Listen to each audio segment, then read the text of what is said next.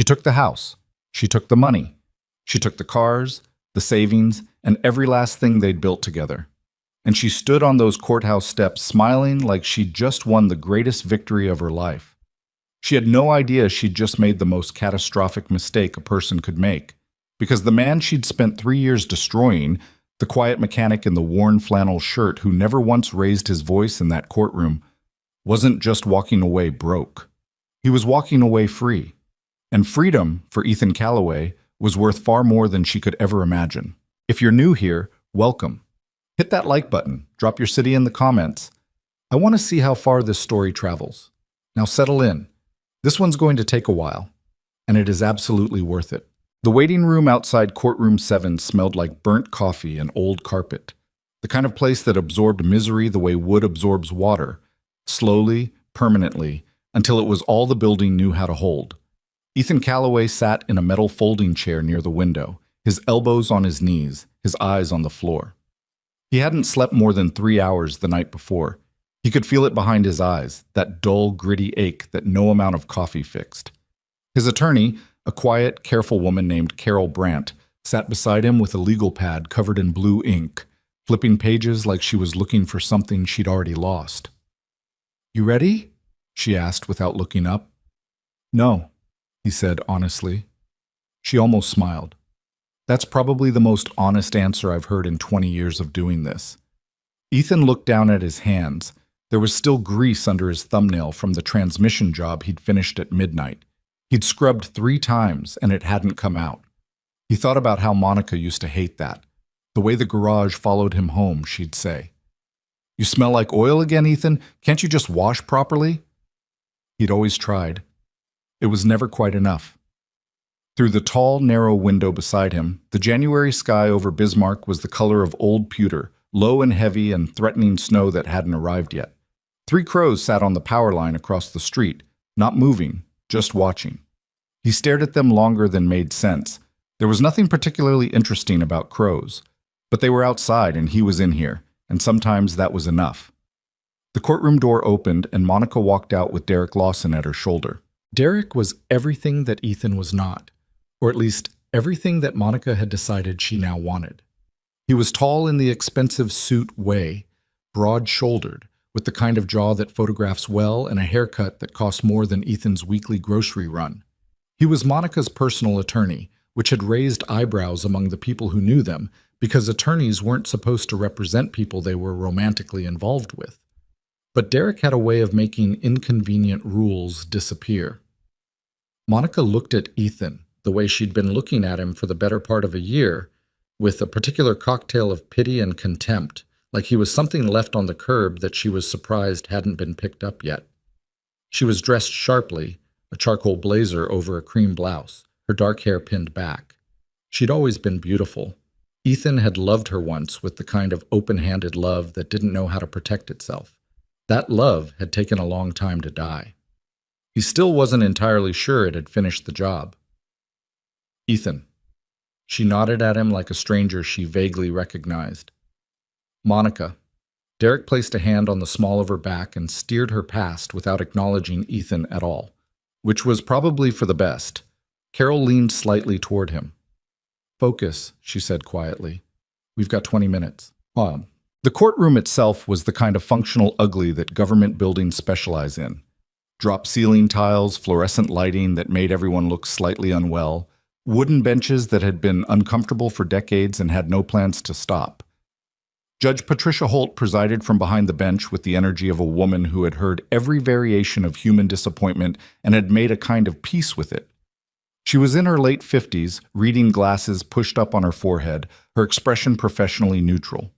Ethan sat at the left-hand table with Carol. Monica and Derek occupied the right.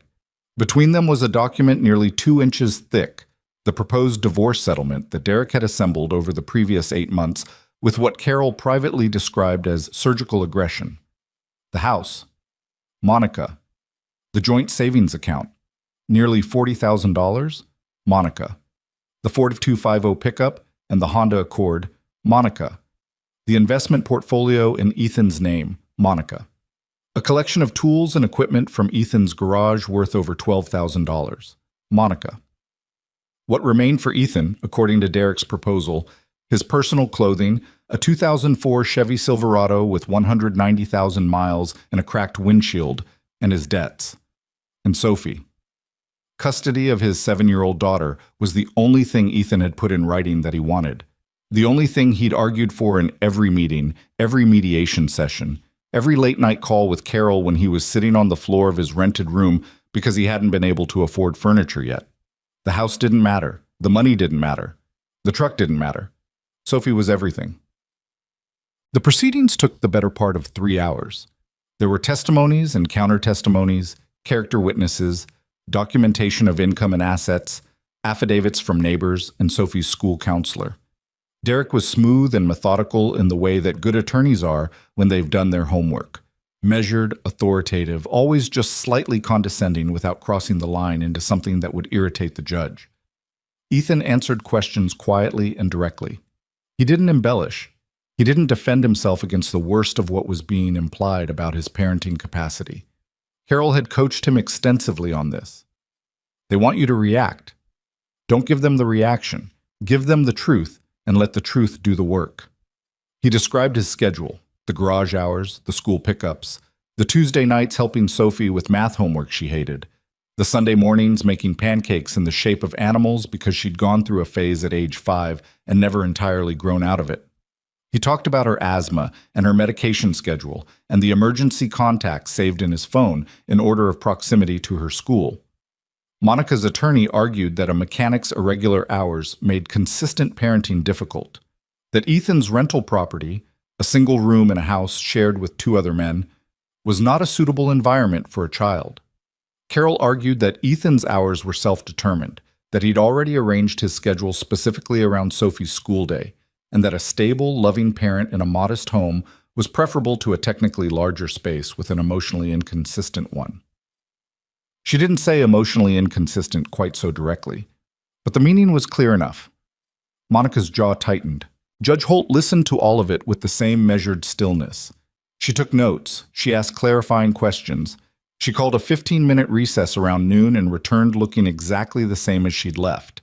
Ethan ate nothing during the recess. He drank half a cup of vending machine coffee that tasted like hot brown water. Carol went over her notes. His knee wouldn't stop bouncing. "Stop that," Carol said, not unkindly. He stopped. "You're going to be okay," she said. "You don't know that." She looked at him over the top of her glasses. "No," she admitted. "But I know Patricia Holt, and I know what a good father looks like to her. She's seen enough bad ones." When the session resumed, Judge Holt read her decisions in the flat, even voice of someone reciting something she had carefully thought through and would not be argued out of. The house. Monica. The savings. Monica. The vehicles.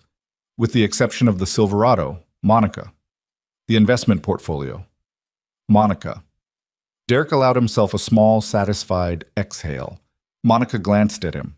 Something passed between them. Not quite a smile. More like the private acknowledgement of a foregone conclusion finally confirmed. Then Judge Holt looked up from her papers. "With respect to the matter of physical and legal custody of Sophie Marie Calloway, age 7. She paused, adjusted her glasses. Having reviewed the evidence submitted by both parties, the testimony of the minor child's school counselor and pediatrician, and the in-camera interview conducted on January 8th, this court awards primary physical and legal custody to the father, Ethan James Calloway. The words landed in the room like something dropped from a height. Monica went completely still. Derek's hand, which had been resting on the table, curled slightly. Ethan didn't move for a moment. He wasn't sure his body remembered how. Then Carol's hand landed on his forearm, a brief, firm pressure, and he exhaled for what felt like the first time in 3 hours.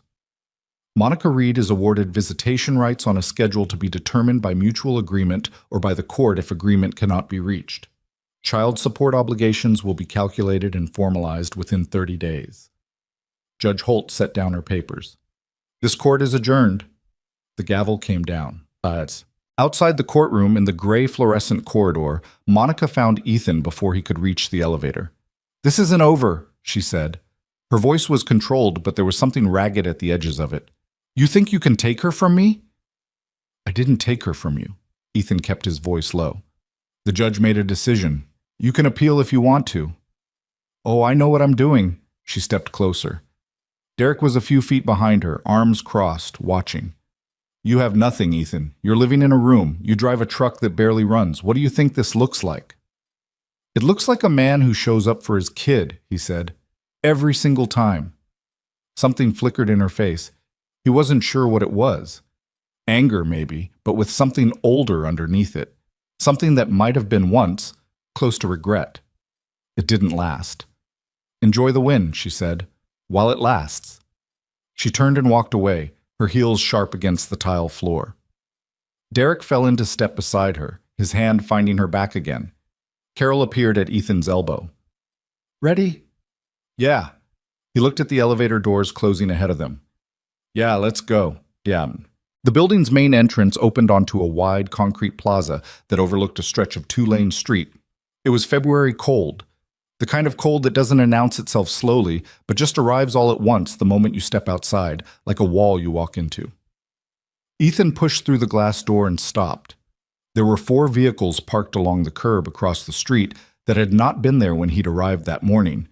Black SUVs, expensive and identical in the way that things become identical when money is no object. Their engines were running, the exhaust curled in the cold air. As he watched, one of the rear doors opened. A woman stepped out. She was around 30, maybe a year or two younger than Ethan, dressed in a coat that somehow looked simple and wildly expensive at the same time. She had dark auburn hair that moved in the wind, and the kind of stillness in her posture that came not from being calm, exactly, but from being in complete control of the space she occupied. She looked at Ethan the way you look at someone you've spent a long time trying to find. He had no idea who she was. She crossed the street with 2 men flanking her at a respectful distance. As she approached, the door behind Ethan opened and Monica stepped out, still mid-sentence to Derek, and stopped when she saw the convoy. The woman stopped a few feet from Ethan. Ethan Calloway, she said. Not a question. Yeah. My name is Olivia Harrington. She held out her hand. I'm sorry it took me this long to find you. He shook her hand because it seemed like the thing to do. Her grip was firm and brief. He still had no idea what was happening. Monica stood a few feet behind him now, staring at the SUVs, at the 2 men in their dark coats, at this woman who had just said Ethan's name, like it was something she'd been carrying a long time. Should I know you? Ethan asked. No, Olivia said simply. But I think you should probably know some things about yourself. Can we talk somewhere warmer? He looked at Carol, who looked back at him with wide eyes and no answers. He looked at Sophie's drawing crumpled in his jacket pocket, a purple dinosaur she'd made at school that week, and asked him to keep safe. He'd kept it. All right, he said. What? Carol stayed behind to file paperwork. Ethan got into the back of the lead SUV, and Olivia sat across from him. The interior was quiet and warm and smelled like leather and something that might have been sandalwood. The driver pulled away from the curb without being asked. I need to pick up my daughter by 3:30, Ethan said. You will, Olivia said. We have time. He looked at her. She had a quality that was difficult to name, not exactly cold, but composed in a way that felt practiced, like someone who'd learned early that showing the wrong thing at the wrong moment was a kind of vulnerability they couldn't afford. You said you've been looking for me, he said. Why? She opened a leather folder on the seat beside her and removed a single photograph. She handed it to him. It was a picture of a woman he hadn't seen in almost 9 years, tall, dark-haired, standing in front of a building that he didn't immediately recognize. She was laughing at something off camera. She looked the way she always looked in his memory, like someone who forgot to be tired. His mother. His chest did something complicated. Where did you get this? Her desk. Olivia's voice was careful. Your mother's desk at Callaway Aerospace. She kept it there for years. He looked up. Callaway Aerospace. It was her company, Olivia said, before she died. And technically, legally, through a trust structure she set up 9 years ago. She paused, watching him. It's been yours. What? There are moments in a life that break the thing you thought was a straight line into something else entirely. Ethan had had a few of those. The day Sophie was born, slipping into the world at 3 a.m. with more noise than he'd been prepared for, crying in a way that seemed almost offended by the whole business of existing. The day his mother called from the hospital in a voice that was trying to sound normal, and he'd known immediately that nothing was normal at all. And now this. He sat in the back of a luxury vehicle in the parking lot of a Bismarck diner where Olivia had suggested they stop, and he tried to absorb information that his brain kept refusing to process in a linear way. His mother, Catherine Calloway, had inherited controlling interest in an aerospace engineering firm from her own father in 2007. She had, with the help of several key engineers and an aggressive growth strategy, spent the next decade transforming it from a mid-sized regional contractor into one of the most significant private aerospace corporations in the northern United States. By the time she was diagnosed with a rare autoimmune condition in 2014, the company had defense contracts, commercial aviation partnerships, and a research division that was developing propulsion systems that the industry press was quietly excited about. She had never told her son. Ethan wrapped both hands around a mug of black coffee and tried to understand that sentence. She had never told him. She wanted to protect you, Olivia said. She was sitting across from him in the booth, her own coffee untouched. That's the best explanation I have. She said once, in a board meeting I wasn't supposed to be in, that she'd watched money change people her whole life. She didn't want it to change you. So she just didn't mention it. She set up a trust, named you as the primary beneficiary. You were supposed to be informed when you turned 30. I'm 32. There were delays. Olivia's jaw tightened slightly. Legal complications. People who were not acting in good faith. That's part of why I'm here. Ethan set down the mug. Outside the diner window, a woman was struggling to get a stroller through a patch of icy sidewalk, her whole body focused on the effort. He watched her make it. She didn't look around to see if anyone had noticed. How much? He asked. Of the company's value? Of all of it. Olivia held his gaze. Current valuation is approximately $4.3 billion. The trust, with accumulated distributions and interest over 9 years, comes to roughly... Stop. He held up one hand. He needed a second. He needed several seconds. Just stop for a second. She stopped. He breathed. The woman outside had reached the corner and turned, the stroller bouncing over the curb cut. Gone. What's happening to the company? He asked, because that felt like a more manageable question than anything else she'd just said.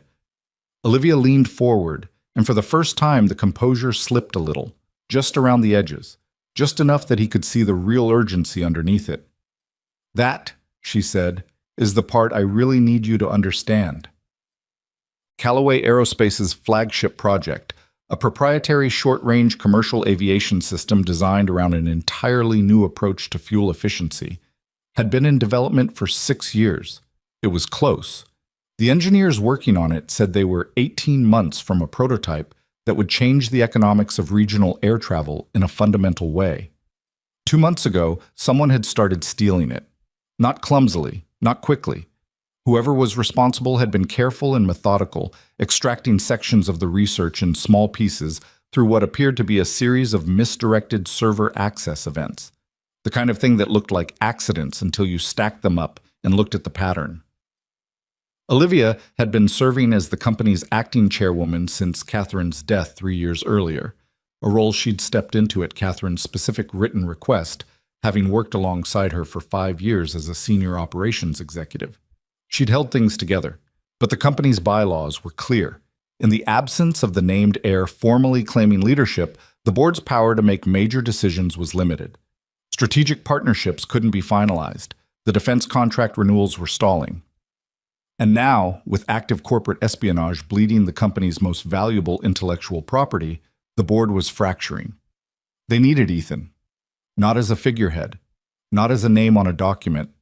They needed him because his mother had built her research division around a specific engineering philosophy, a framework she'd called the Callaway method, a way of approaching propulsion design that was almost frustratingly difficult to explain in layman's terms and almost impossible to replicate from the outside. And Ethan, who had been building and repairing engines since he was 14 years old in his grandfather's shop, who had spent 2 years in a community college mechanical engineering program before life redirected him, who had always had an almost intuitive relationship with the way machines worked.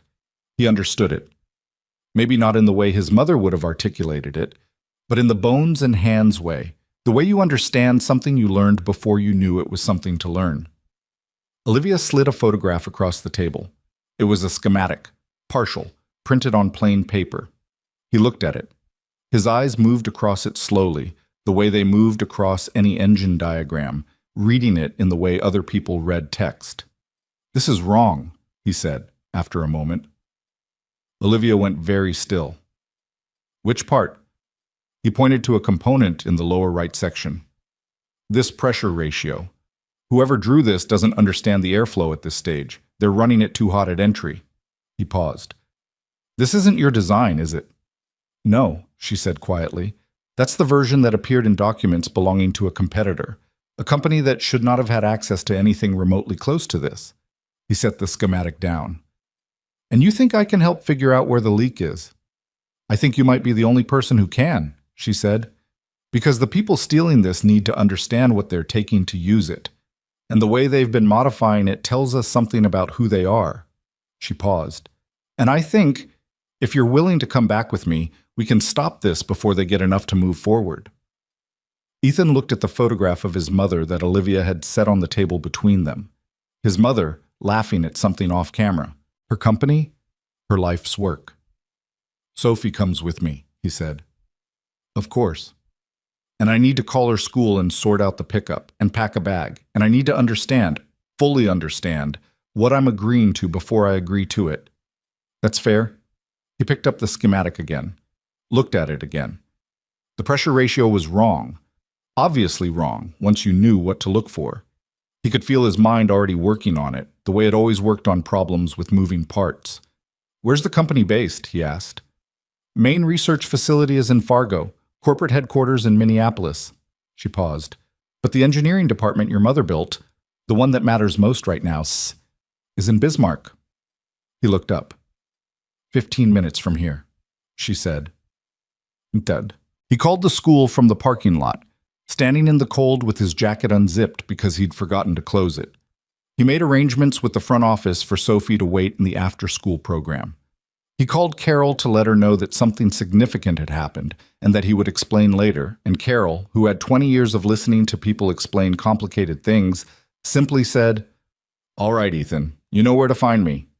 Then he called his rented room's landlord, a retired electrician named Gus, who always picked up on the second ring, and told him he might need to hold the room for another month without being entirely sure what he was doing or how long it would take. Gus said that was fine and asked if everything was okay. Ethan looked at the SUVs lined up at the curb, at the woman inside who was waiting for him with a $4 billion problem. "I genuinely don't know," he said, "but I'll be in touch." He went inside and paid for both coffees. Olivia reached for her card and he shook his head. "I've got it," he said. She looked at him for a moment. "You know you could buy this diner." "I know." He tucked his wallet away.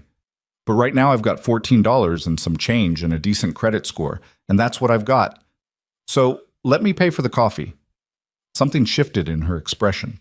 It wasn't a smile exactly, but it was close. They went to Sophie's school together because Ethan had insisted on explaining things to Sophie himself rather than having a stranger show up. He didn't want her to be afraid. Sophie came out of the after-school room with her backpack on backwards, which she often did, and stopped when she saw her father standing with someone she didn't know. She was a small kid, slight for 7, with her father's dark eyes and a serious mouth that broke into enormous grins at unexpected moments. She wore her hair in 2 braids that she'd started doing herself, and which were never quite even. She'd been doing them herself since she was 6 because, she'd explained to Ethan with great firmness, she was not a baby. "Dad," she looked at Olivia. "Who's that?" "A colleague," Ethan said. "We're going to be working together for a while, which means we might need to go somewhere for a bit." Sophie's eyes, those dark, direct eyes, moved to Olivia with the frank assessment that small children perform without self-consciousness. "Are you nice?" Sophie asked. Olivia's composure, which Ethan was beginning to understand she maintained with considerable effort, flickered. "I try to be," Olivia said. "I don't always get it right." Sophie considered this answer for a moment, then seemed to approve of it because she nodded once and looked back at her father. Is there good food where we're going? I'll make sure of it, Olivia said. Okay. Sophie readjusted her backpack so it was on the right way. I need to get my drawing from my cubby. I made a dinosaur. Your dad has your dinosaur, Olivia said. He kept it in his jacket all day. Sophie looked at Ethan. He pulled the crumpled drawing from his pocket. Sophie gave him the particular look of a 7-year-old who has caught an adult doing something they find unexpectedly touching, but will never say out loud, and she tucked the drawing very carefully into the front pocket of her backpack. Okay, she said. I'm ready. Job. Monica was waiting by her car in the school parking lot. She'd been there a while, it looked like. Her arms were crossed, her breath clouding in the cold air. When she saw the convoy of SUVs pulling through the lot, her eyes moved to find Ethan, and she saw him getting out of the lead vehicle. And then she saw Sophie skip across the pavement toward him. She saw Olivia Harrington. She had done her homework quickly. She'd had to, because Olivia's face had registered somewhere in Monica's memory the moment she'd appeared on the courthouse steps, and she'd gone home and searched until she found it. She knew who Olivia was, or rather, she knew who Olivia appeared to be. A businesswoman, wealthy, connected, with a media presence that was significant but deliberately low profile. What she hadn't known, what none of them had known, was why Olivia Harrington was in Bismarck, North Dakota, looking for a mechanic. She understood it better now. Not fully, not yet, but enough. Ethan. She stepped forward. He stopped. Sophie slipped her hand into his without thinking about it, the way she always did when something felt uncertain. Monica. His voice was even. Where are you taking her? We'll be in the city for a few days. You have the contact information for my attorney. She can reach you when we're settled. That's not... Monica's jaw tightened. She glanced at Olivia, who was standing back, not interfering, her face professionally unreadable. Who are these people, Ethan? Colleagues, he said. Same word he'd used with Sophie. Colleagues. She said it like it didn't make sense. Monica.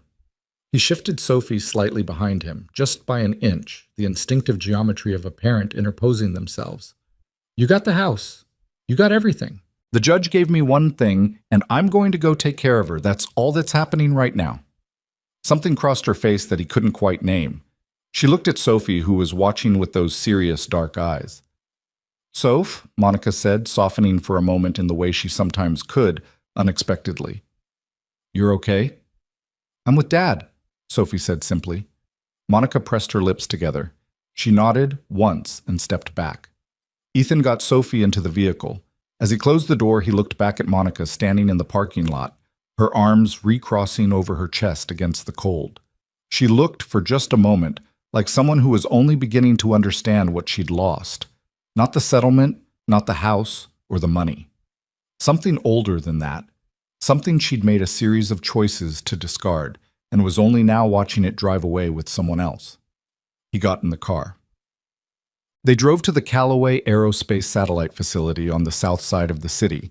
It was a low, wide building set back from the road, unassuming from the outside. The kind of building that revealed nothing about itself from the street.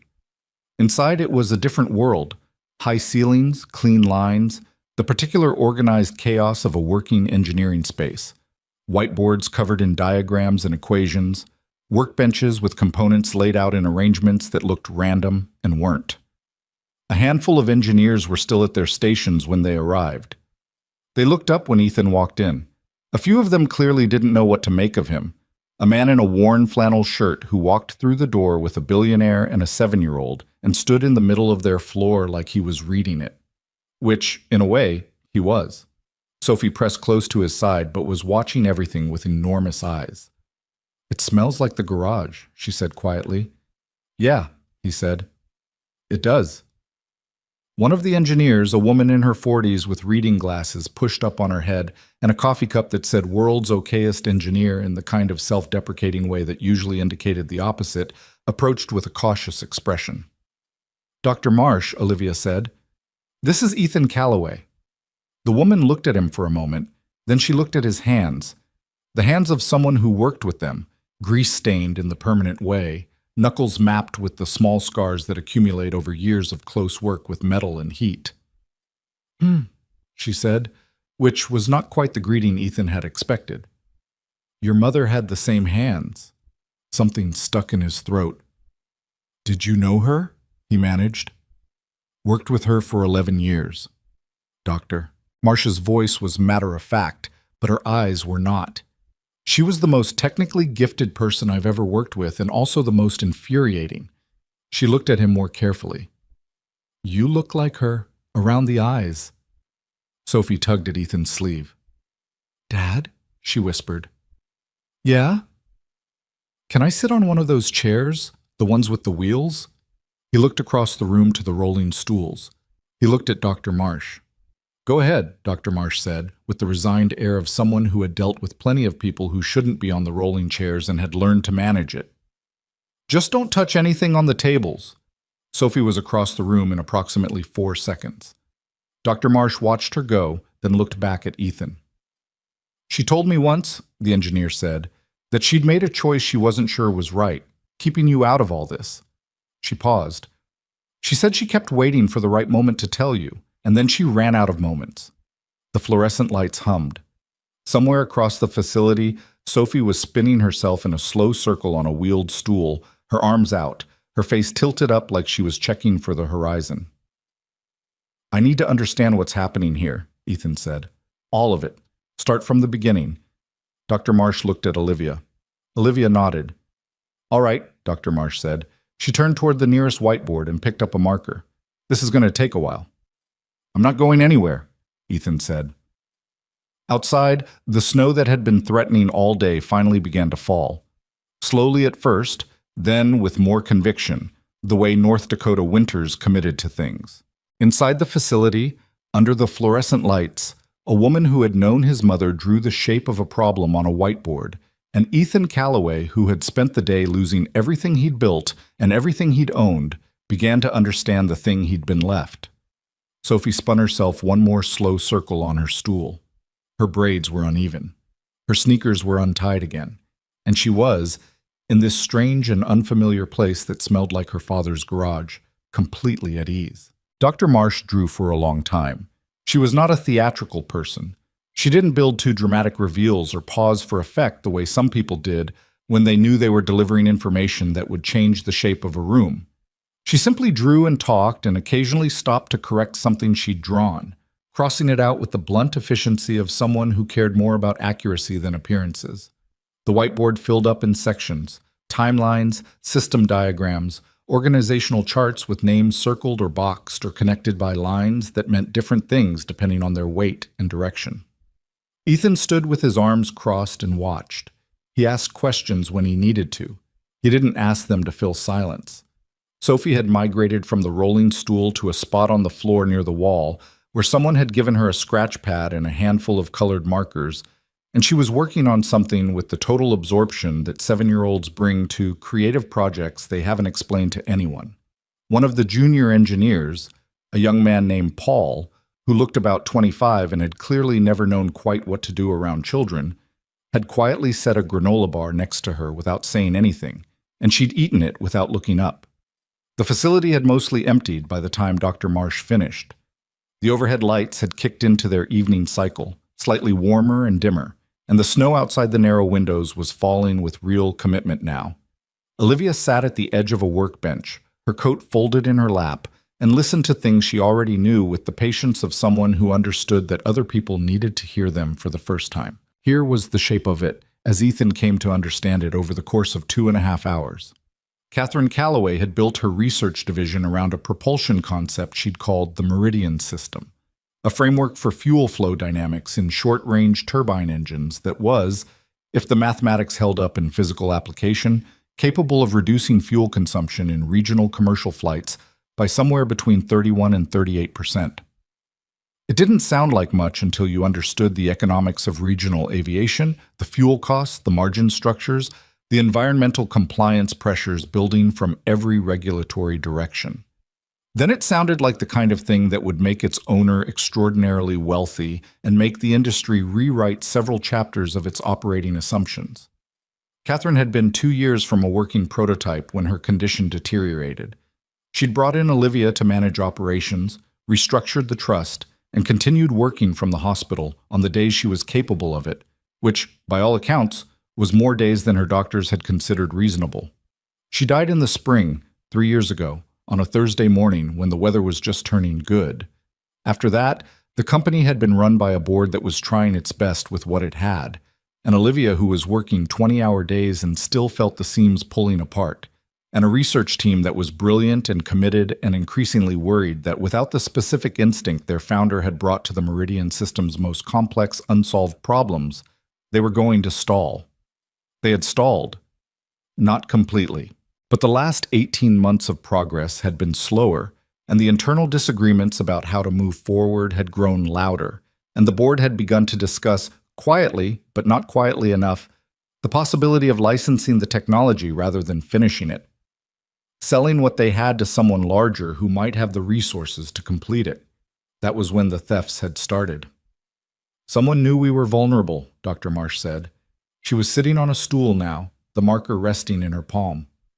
Someone knew we were close enough to be worth stealing from, but fractured enough that we might not catch it quickly. How much did they get? Ethan asked. Enough to understand the framework, not enough to replicate it without filling in significant gaps themselves. She paused. The gaps require exactly the kind of understanding that can't be reconstructed from documentation alone. It has to be worked through, felt, in a way. She looked at him. Your mother would have said intuited. I would say it requires someone who has spent a very long time with the mechanical logic of it. Someone like her, yes, or someone she passed it to. Dr. Marsh was quiet for a moment. That's a significant assumption. Is it? He looked at the whiteboard, at the diagrams of the Meridian system, the pressure ratios, the flow dynamics, the thermal management problem at the third stage that nobody had yet solved in a way that didn't create new problems elsewhere. He looked at it the way he'd looked at engine schematics since he was a teenager, not reading it exactly, more like listening to it, letting it tell him where it wanted to go. The thermal exchange at stage 3, he said. The reason nobody's solved it yet is because everyone's treating it like an isolation problem, like the heat is something to be managed after the fact.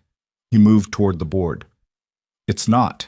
The heat at that stage is an output of an input problem 2 stages earlier, the entry dynamics. You need to redesign the intake geometry, not the exhaust management. Dr. Marsh stared at him. Olivia, at the edge of the workbench, had gone very still. That's... Dr. Marsh stopped. Started again. We've discussed intake geometry as a variable, but the computational modeling suggested the gain wasn't worth the redesign cost. The computational modeling was using the wrong baseline assumption, Ethan said. He wasn't being arrogant about it. He sounded, if anything, slightly puzzled, as if it were simply obvious once you looked at it the right way. What's your assumed inlet temperature? Dr. Marsh told him. He shook his head. That's a standard condition figure. But you're designing for regional routes, which means altitude variance during the critical operational window is more extreme than long haul. Your inlet temperature should be modeled at...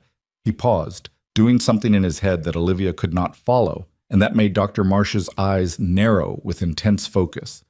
Probably 8 to 12 degrees lower than what you've been using, which changes the thermal differential at stage 3 by enough that the exchange problem looks completely different. The facility was very quiet. That's your mother talking, Dr. Marsh said finally. Her voice was not quite steady. That is exactly the way your mother talked. Ethan looked at the whiteboard. He wasn't thinking about his mother right now, he was thinking about the problem, the way he always thought about problems, with a focus that narrowed everything else out. But the comment landed somewhere underneath the thinking and stayed there. I need paper, he said, and I need someone to pull the modeling data from the last 6 months.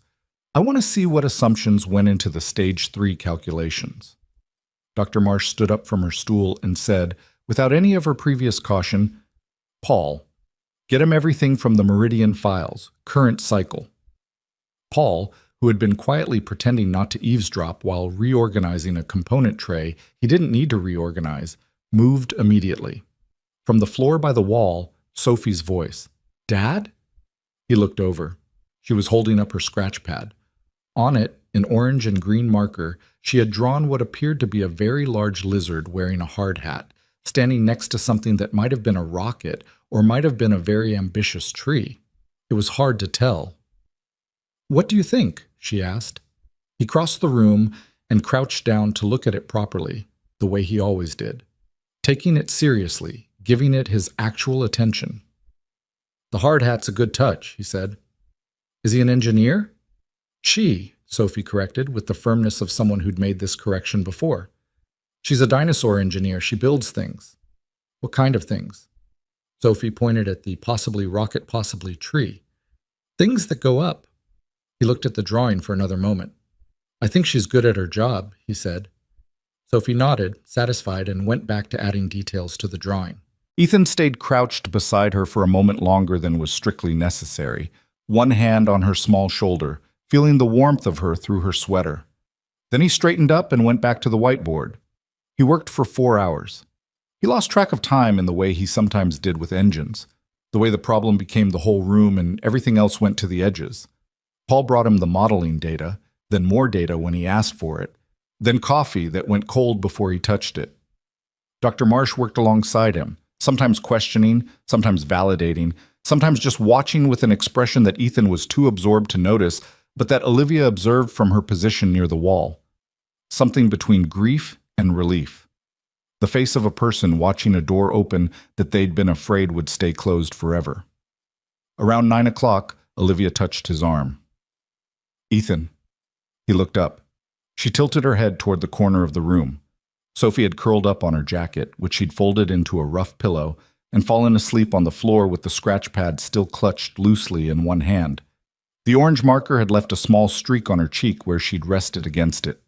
He stopped immediately. Whatever the meridian system needed, it would wait. He crossed the room and gathered his daughter with the practiced economy of a parent who'd carried a sleeping child many times. One arm under her knees, one supporting her back, her head falling against his shoulder with the boneless trust of deep sleep. She didn't wake up. The scratch pad slipped from her hand and Paul caught it and set it carefully on the nearest workbench. "There's a room in the back," Olivia said quietly.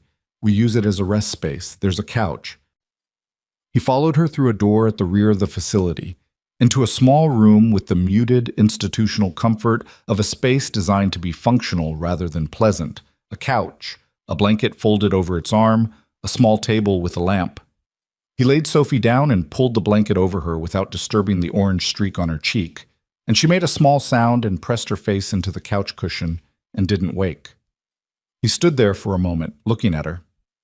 "She sleeps like that all the time," he said quietly, "like the world's completely safe." Olivia stood in the doorway. She didn't say anything. "I need to figure out a school situation," he said, "if this is going to take more than a few days. We can arrange a tutor, or there's a good school in the area that has been used for short-term enrollment before, children of contractors and visiting engineers." She paused. "We'll sort it out." He turned. She was leaning against the door frame with her arms crossed, not the power stance version of it, but the tired version, the one that suggested the composure was real, but it cost something to maintain all day. "You've been doing this by yourself for 3 years," he said. "I've had help." "You've been carrying it," he said, because that was the more accurate thing. The board, the research team, the legal complications, trying to hold the company together without the authority to make the decisions that would actually fix things. She looked at him for a moment. "Your mother trusted me to keep it together until you were ready." "I wasn't ready. I didn't even know it existed." "No." Something shifted in her face. "That part wasn't your fault. The legal complications I mentioned, some of them weren't accidental. Someone made sure the notification of the trust was delayed. Someone benefited from you not knowing." He was quiet. That was a different shape of problem, and he'd file it in a separate place in his mind for now. "Get some sleep," she said. "The couch folds out. There's another blanket in the cabinet." "Olivia." She paused. "Thank you," he said, "for keeping it together, for coming to find me." He paused. "For telling Sophie there would be good food." Something moved through her expression that she didn't quite manage to keep under control. It was there and gone in a second, and she turned back toward the main floor before it could develop into anything. "Good night, Ethan," she said. He pulled out the fold-out section of the couch, found the blanket, and lay down without taking off his boots, because that required more coordination than he currently had available. Sophie's breathing was steady and even. Outside, somewhere distant, the wind pushed at the building's eaves, the particular sound of North Dakota winter deciding it had something to say. He was asleep in 3 minutes. He was up again at 5:30 before the light. He sat on the edge of the fold-out and looked at his hands in the dark room for a while, the way he sometimes did when his brain was already running ahead of his ability to organize what it was running toward. A lot had happened in one day. A divorce proceeding that had taken his house and given him his daughter. A woman arriving in a convoy of black SUVs with a photograph of his mother. $4 billion and a stolen research project and a thermal management problem he was already half solving in his sleep. He needed a toothbrush. He needed a change of clothes. He needed to call his landlord again, and probably his sister in Minnesota, who did not know any of this was happening and who would have a great deal to say about it when she found out. He needed to eat something real, because the last thing he'd had was a gas station sandwich at 7 that morning. He needed to understand who was stealing from his mother's company and why, and what it had to do with the 9 years of deliberately kept silence that had left him standing in a courtroom this morning with nothing but a cracked windshield truck and the right to keep his daughter. He got up quietly and went back out to the main floor. Dr. Marsh was there. This surprised him. She was sitting at one of the workbenches with her coffee and a tablet, going through something with the focused look of someone who hadn't gone home. She looked up when he came in. "Did you sleep at all?" he asked. "Couple of hours in my office." She nodded at the coffee maker on the side table. "Fresh." He poured himself a cup and came to stand beside her. On her tablet was a log file, server access records, timestamps, user credentials. She was going through them manually, which was slow and painstaking and exactly the kind of thing that required the combination of expertise and stubbornness she appeared to have in abundance. "You're tracking the access pattern," he said. "Trying to." She set the tablet down and rubbed her eyes under her glasses. "The accesses look randomized, but randomized patterns have their own signature if you know what you're looking for. Someone did a decent job of making this look like system noise." She paused, "but not a perfect job." "What do you see?" She pointed at a sequence of timestamps. These 4 access events are spaced in a pattern that occurs only during business hours, Monday through Thursday. Never Friday, never weekends. Which suggests whoever is doing this is working on a regular schedule. They're not a night operator. They're someone with a day job, accessing the system during windows when they won't be missed. Someone inside. Or someone with inside access. A credential that belonged to someone inside. She looked at him. "We've been working through a list of people who had authorization to the Meridian files in the last 18 months. Most of them are still on staff. 3 have left. 1 retired. 1 took a position at a university. 1... She stopped. "One what?" She pulled up a name on her tablet. She turned it so he could read it. He read it. The name meant nothing to him, but the notation beside it caught his attention. "Access suspended upon discovery of unauthorized data transfer. Former external legal counsel." "Legal counsel," he said. "The company used outside attorneys. For certain matters.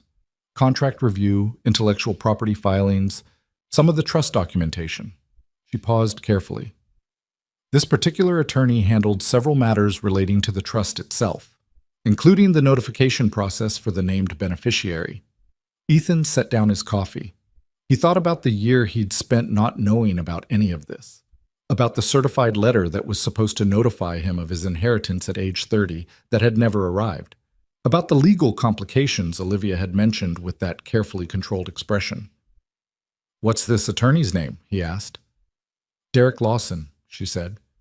He stood very still. The coffee maker made a small gurgling sound in the silence. Outside, the sky was beginning to lighten at the edges. The flat, gray-pink light of a North Dakota winter dawn, colorless and wide and utterly unromantic.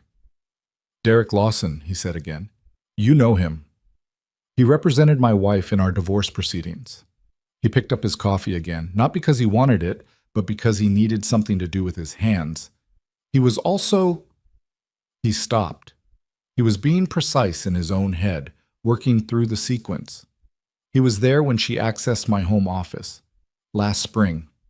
I came home and they were both there, and she said she was looking for financial documents for the divorce filing. Dr. Marsh watched him. My home office, he said, was where I kept things my mother sent me. Letters. A few documents I hadn't understood at the time. A hard drive she mailed me 2 years ago that I never got around to looking at because I didn't know what was on it. He set down the coffee for real this time. I thought she was just sending me memories, things she wanted me to have. Or things she wanted to protect, Dr. Marsh said quietly. By putting them somewhere no one would think to look. He looked at her.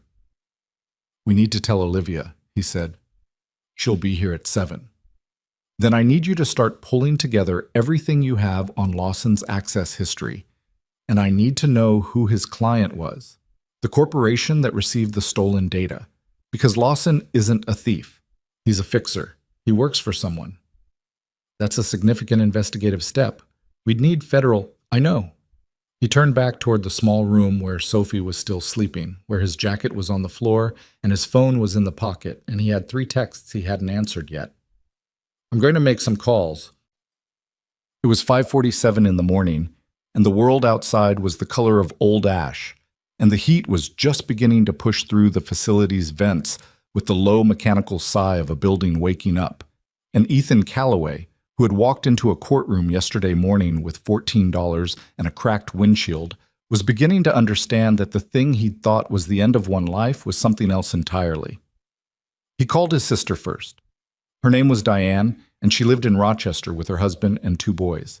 And she answered on the 4th ring, with the voice of someone who has been awake since 5, because that's just what life with kids does to you. Ethan, what's wrong? Nothing's wrong, mostly. He looked at the ceiling. You remember Mom's company, the one she never talked about? A long pause. She talked about it a little. More than she talked to me about it. Another pause. What's going on? He told her. He kept it concise because that was how he communicated important things. Strip it down to what matters. Don't editorialize. Let the person you're talking to decide what they feel about it. Diane listened without interrupting, which was unusual for her and meant she was processing something significant. When he finished, the silence lasted about 10 seconds. $4 billion, Diane said, give or take. Ethan, I know. Mom knew this entire time. Yes. She just... Diane's voice broke, not with grief exactly, but with the frustrated affection of someone who loved a person who made impossible decisions for reasons that were complicated and real, and still, somehow, not entirely forgivable. She just watched you be a mechanic. She watched me be a father, he said. I think that's what she actually saw. Diane was quiet again for a moment. Then, are you okay? I don't know yet. Is Sophie okay? She's asleep on a couch in an aerospace facility. She's fine. Only your kid, Diane said, and he could hear the exhale of something close to a laugh. Call me when you know more. And Ethan, watch yourself. If Derek Lawson is involved in this and he knew about the trust, he had access to Monica. I know, she said, which means he had access to you. He hung up and stood with the phone in his hand for a moment. The facility was warming up around him. Somewhere, a door opened and footsteps moved across the concrete. Someone coming in early, the particular purposeful sound of a person arriving for a task rather than just a day. The thing about Derek Lawson was that Ethan had never particularly trusted him. He'd been Monica's choice of attorney, and Ethan had accepted that without examining it too carefully, because there were limits to how much energy he could spend on active suspicion when most of his energy was going toward keeping Sophie stable through the dissolution of her parents' marriage. Lawson had been smooth and competent and slightly contemptuous in the specific way of men who measured other men by their suits, and Ethan had simply maneuvered around him the way you maneuvered around a narrow obstacle, without engaging with it more than necessary. He hadn't considered that the obstacle might have been placed there deliberately. He went back to the workbench and stood beside Dr. Marsh and looked at the server access logs again. The pattern she'd identified was real. He could see it now that she'd shown him what to look for, the subtle regularity beneath the apparent randomness, the skeleton of a schedule under the camouflage of noise. What did Lawson access specifically? He asked. Which files? She pointed at a column on the tablet. Design documentation, preliminary modeling data, material specifications. She paused. And one other thing. The trust documents. The notification protocol specifically. The automated process that should have generated a certified letter to you at age 30. He was quiet for a moment. He didn't just delay it. No, she said. From what I can see, he redirected the automated notification to an email address that no longer exists, which means it never failed in any way that would generate an error alert. It just went somewhere and never arrived. 3 years. He'd been a mechanic with a failing marriage and a daughter to raise, and his mother's company had been hemorrhaging without him, and a man he'd never chosen or trusted had sat across a conference table from him in divorce proceedings while holding the thread of an entirely different life in his pocket. He thought about Monica. He thought about the way she'd looked at him in the parking lot after the custody ruling, that strange, unreadable moment that had passed across her face before she'd reassembled her expression. He'd interpreted it as regret. He wasn't sure anymore that regret was the whole story. Had she known? He sat with that question for a while and found that he genuinely didn't know the answer, and that the not knowing was its own specific discomfort. Olivia arrived at 7:12, slightly later than Dr. Marsh had predicted, carrying 2 paper bags from the diner they'd stopped at the day before and a carrier with 4 coffees. She stopped when she saw Ethan at the workbench, took in the server log display on the tablet, looked at Dr. Marsh, and set the bags down. "You found something," she said. "Derek Lawson," Ethan said. She was quiet for exactly 2 seconds. "Tell me." He told her what Dr. Marsh had shown him and what he'd worked out about the home office access and what Diane had confirmed about the timeline. He was thorough, but not redundant. Olivia stood at the edge of the workbench and listened with her arms crossed, and her expression doing something complicated that she was keeping under control. The specific look of a person who has suspected something for a long time and is now watching the confirmation arrive and is not as relieved as they expected to be. "You already suspected him," Ethan said. "I suspected someone with legal access to the trust," she said. "Lawson's firm handled 4 separate matters for us. I flagged his access history 6 weeks ago, but without a named beneficiary formally claiming standing in the trust, I couldn't compel the legal investigation." She looked at him directly. "I needed you, not just for the engineering. I needed you legally so that the trust had an active claimant who could authorize the next steps. So you needed me to know about all of this before I could do anything about any of it?" "Yes." "And someone made sure I didn't know?" "Yes." He looked at the paper bags. "Is there breakfast in there?" "Egg sandwiches," she said, "and something called a bear claw that I was told is essential." "It is," Dr. Marsh confirmed. They ate standing up at the workbench, which was not comfortable or particularly dignified, and which felt, in some strange way, exactly right for the situation. Sophie woke up around 8 and came out of the back room with her hair loose. One braid had completely come undone, and the orange marker still on her cheek, and found 3 adults eating egg sandwiches in front of a whiteboard covered in aerospace diagrams. "I'm hungry," she said. "Bear claw?" Olivia offered. Sophie looked at the pastry with the serious expression of a person evaluating something they've never encountered before. "Why is it called that?" "Because it looks like a bear's paw." Sophie looked at it from a different angle. "Not really," she said. "But okay." She climbed onto a stool and ate it with both hands and got powdered sugar on her shirt, which was already not the cleanest shirt, and did not seem remotely troubled by any of this. Ethan watched her eat and felt, sitting in the middle of one of the more complicated situations of his life, a gratitude that he couldn't have fully articulated, but that was large and specific and a little painful, the way important things sometimes are. "We need to contact federal authorities," Olivia said, setting down her coffee. "The access logs, the trust document tampering, the evidence of data transfer. It's enough to open a formal investigation. But it needs to come from you." She looked at Ethan. "As the named beneficiary and the rightful company authority, your filing carries legal weight that mine doesn't." "All right," he said. "There's an attorney I trust. Not Lawson's firm, obviously. She's handled corporate espionage cases before. She's thorough and she doesn't move fast, but she moves correctly. Set it up. It'll take time. These things don't resolve quickly." "I understand that." He looked at the whiteboard, at the meridian system diagrams. at the thermal exchange problem that had been unsolved for 6 years and that he'd been turning over in his mind since he'd first looked at it. While it takes time, I'd like to keep working on the system. Dr. Marsh looked up from her tablet. The intake geometry, he said. I want to model the revised baseline assumptions and see if the stage 3 problem changes the way I think it does. If I'm wrong, I'm wrong. But if I'm right, if you're right, Dr. Marsh said, you'll have solved the central obstacle of a 6-year development program in approximately 48 hours. That seems fast. It's not fast, she said. Your mother worked on that problem for 4 years before she got sick.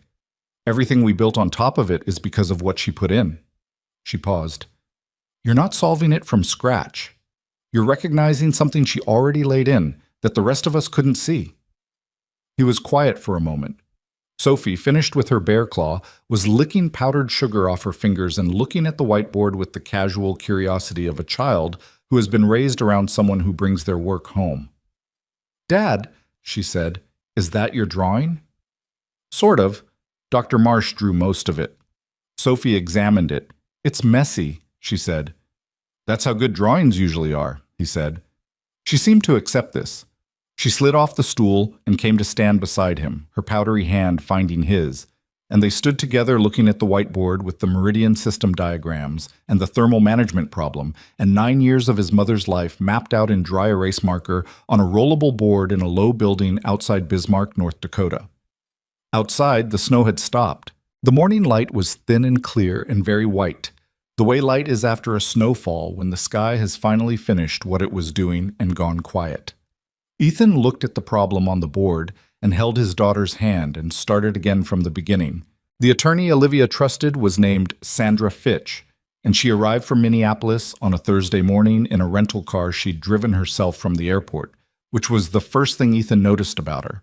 She was in her early 50s, compact and efficient in the way of someone who had long ago stopped spending energy on anything that didn't serve a direct purpose. She wore no jewelry except a watch. She carried one bag. She shook Ethan's hand and looked at him with the frank, measuring attention of someone who needed to form an accurate opinion quickly and had learned to do it without being obvious about it. Your mother's company, she said, before she'd even sat down. I heard about it when she died. I thought about reaching out to whoever inherited it. She paused. Clearly, I should have. Clearly, Ethan said without bitterness. Just fact. They sat in the facility's small conference room. 4 chairs, a table, a whiteboard that was already half covered from the previous session, a window that looked out on the parking lot where Sandra's rental sat next to Olivia's SUV and Ethan's Silverado, which looked, in that company, like something that had wandered in from a different decade. Sandra opened her bag and removed a legal pad and a recording device, which she set on the table and looked at Ethan. Do you object to being recorded? No? Good. Then let's start from the beginning, your version. Don't edit it. He told her everything. He was thorough in the same way he'd been thorough with Olivia, but Sandra asked more questions, sharper ones, aimed at gaps he hadn't noticed he'd left. She asked about the home office access with Monica and Lawson in a way that forced him to be precise about the timeline, the specific date, what exactly had been in the room, what he'd actually seen versus what he'd inferred. She asked about the hard drive his mother had mailed him. She asked about the server access logs Dr. Marsh had pulled, and whether the original records were preserved in a form that maintained evidentiary integrity. Dr. Marsh, sitting beside Ethan, said yes, and produced documentation to support it. Sandra wrote for a long time. The scratch of her pen on the legal pad was the primary sound in the room for several minutes. All right, she said finally. Here's what you have. You have server access logs showing unauthorized data transfer using a credential set that traces back to Derek Lawson's firm. You have evidence of deliberate interference with a trust notification process, which is, depending on how we frame it, either fraud or something close enough that the distinction won't matter much. You have a pattern of access that corresponds to a regular business hours schedule, which points toward embedded ongoing operation rather than a one-time breach. She looked at her notes. And you have a hard drive that your mother sent you 2 years ago that you have not yet opened. I didn't know what it was, Ethan said. I understand that, but it needs to be opened now. under careful conditions with documentation of the chain of custody so that whatever is on it can be used. She paused. Do you have it with you? He shook his head. It's at my rental room. Can someone retrieve it? He thought of Gus, the landlord, who had a key for emergencies and who was the kind of man who didn't ask complicated questions when simple helpfulness would do. He took out his phone. Give me 10 minutes, he said. While he was on the phone in the corridor, he could hear through the partially open door Sandra saying to Olivia in a measured voice, "The trust interference alone is worth a federal referral. The data theft connects it to a broader corporate espionage framework. But the question I have is, who is at the end of the chain? Lawson doesn't operate at this level for himself. He's a conduit." Olivia's response was too quiet to hear clearly, but the tone of it was one Ethan had come to recognize in the past 2 days. The controlled, deliberate cadence of someone who had been carrying a suspicion for a long time and was choosing the moment to put it down. He finished the call with Gus, who said he'd get the drive to the facility by noon, no problem. Did Ethan want him to bring anything else while he was at it? Just the drive, Ethan said. It's in the top drawer of the dresser, brown envelope. Got it. You doing all right? Working on it. Good enough, Gus said, and hung up. Ethan stood in the corridor for a moment. Through the window at the end of the hall, he could see the parking lot and, beyond it, the flat expanse of snow-covered ground that in warmer months was probably unremarkable and in February was beautiful in a stark, uncompromising way, white and wide and completely indifferent to whatever complicated things were happening inside buildings. He'd always liked North Dakota for that. The landscape here didn't perform, it just was. He went back into the conference room. Lawson works for someone, he said. Who? Sandra looked at him. That's what we need to establish. I'm asking if you have a theory. She was quiet for a moment, weighing something. There's a corporation called Vantage Propulsion Systems, based out of Denver. They've been trying to enter the regional aviation technology market for 5 years and have not had meaningful success because they don't have the foundational research to compete with what your mother built. She paused. They've made 2 separate acquisition offers to the Callaway Aerospace Board in the last 18 months. Both were declined by Olivia, who correctly identified them as undervalued attempts to acquire the Meridian System's intellectual property at a fraction of its worth. So instead of buying it, Ethan said, they decided to take it. That's the theory we'll need to prove, Sandra clicked her pen, which requires connecting Lawson's billing records to Vantage and connecting the transferred data to Vantage's current research program, and doing both in a way that satisfies federal evidentiary standards. How long? If we move quickly and the documentation holds up, months, not days. Ethan absorbed this. He'd known it wouldn't be fast. Fast wasn't the kind of thing that happened in legal processes, and he'd had enough of legal processes in the last week to understand that they moved in their own time, regardless of what you needed. Then we move quickly, he said. Sandra almost smiled. You sound like your mother, she said, with the tone of someone who had known Catherine Callaway slightly and remembered her as someone not especially interested in being told things couldn't be done on her preferred schedule. He wasn't sure if that was a compliment. He took it as one anyway. The hard drive arrived with Gus at 11:47, Gus being the kind of man who arrived early when he said noon and made no particular show of it. He was 63, built like someone who'd spent several decades doing physical work, with a gray beard and the specific steadiness of a person who has outlasted most of the things that were supposed to throw him. He handed Ethan the brown envelope and shook his hand and looked around the facility with the measured appreciation of someone who didn't show appreciation easily. Nice place, he said. It's not mine, Ethan said, and then stopped because that wasn't quite right anymore. I mean, it's complicated. Usually is, Gus said. He looked at Ethan for a moment with the direct attention of an older man who has seen enough to read things quickly. You're going to be all right. You and my attorney keep saying that. Then we're probably right. He nodded once, turned, and drove away in his own truck, which was only slightly less weathered than Ethan's. The drive was examined under Sandra's supervision in the conference room. Paul, who turned out to have a background in digital forensics in addition to his engineering work, he'd done his undergrad in computer science before switching to aerospace, a detail he offered quietly when Sandra asked if anyone on staff had the capability. handled the extraction with gloves on, and documented each step on his phone's camera. What was on the drive took several hours to fully catalog.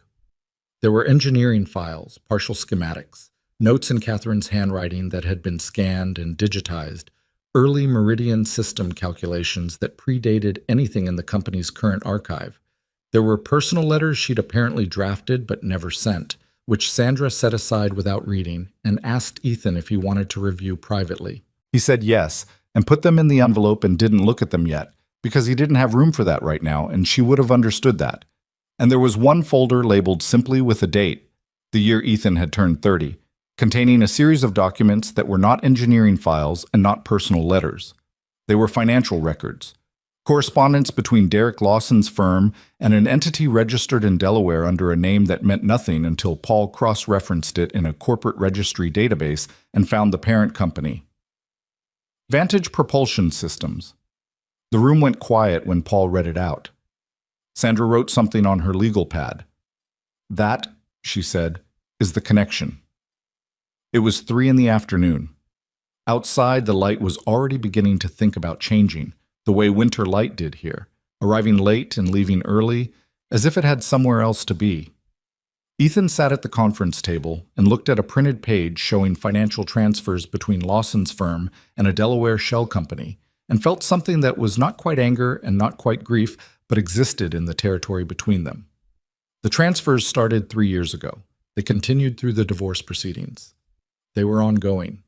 Every month, a retainer payment from Vantage's shell entity to Lawson's firm routed through enough intermediary accounts to look like consulting fees if you didn't follow the chain. He was getting paid the whole time, Ethan said. Yes, Sandra said, during the divorce. He was representing Monica in my divorce while he was on retainer to a company that was stealing from the trust I didn't know I had. That's what the evidence indicates. And Monica... He stopped. Sandra watched him. Olivia watched him. Doctor. Marsh, who had come in when Paul found the connection, watched him with the carefully neutral expression of someone who didn't want to influence what he was about to say. Did she know? He asked. Not of anyone in particular, just the question, out in the air. Nobody answered immediately because nobody had a certain answer. He thought about Monica in the parking lot of Sophie's school, the way she'd looked at him, that flickering thing behind her eyes that he'd read as regret, and now he wasn't sure how to read it all.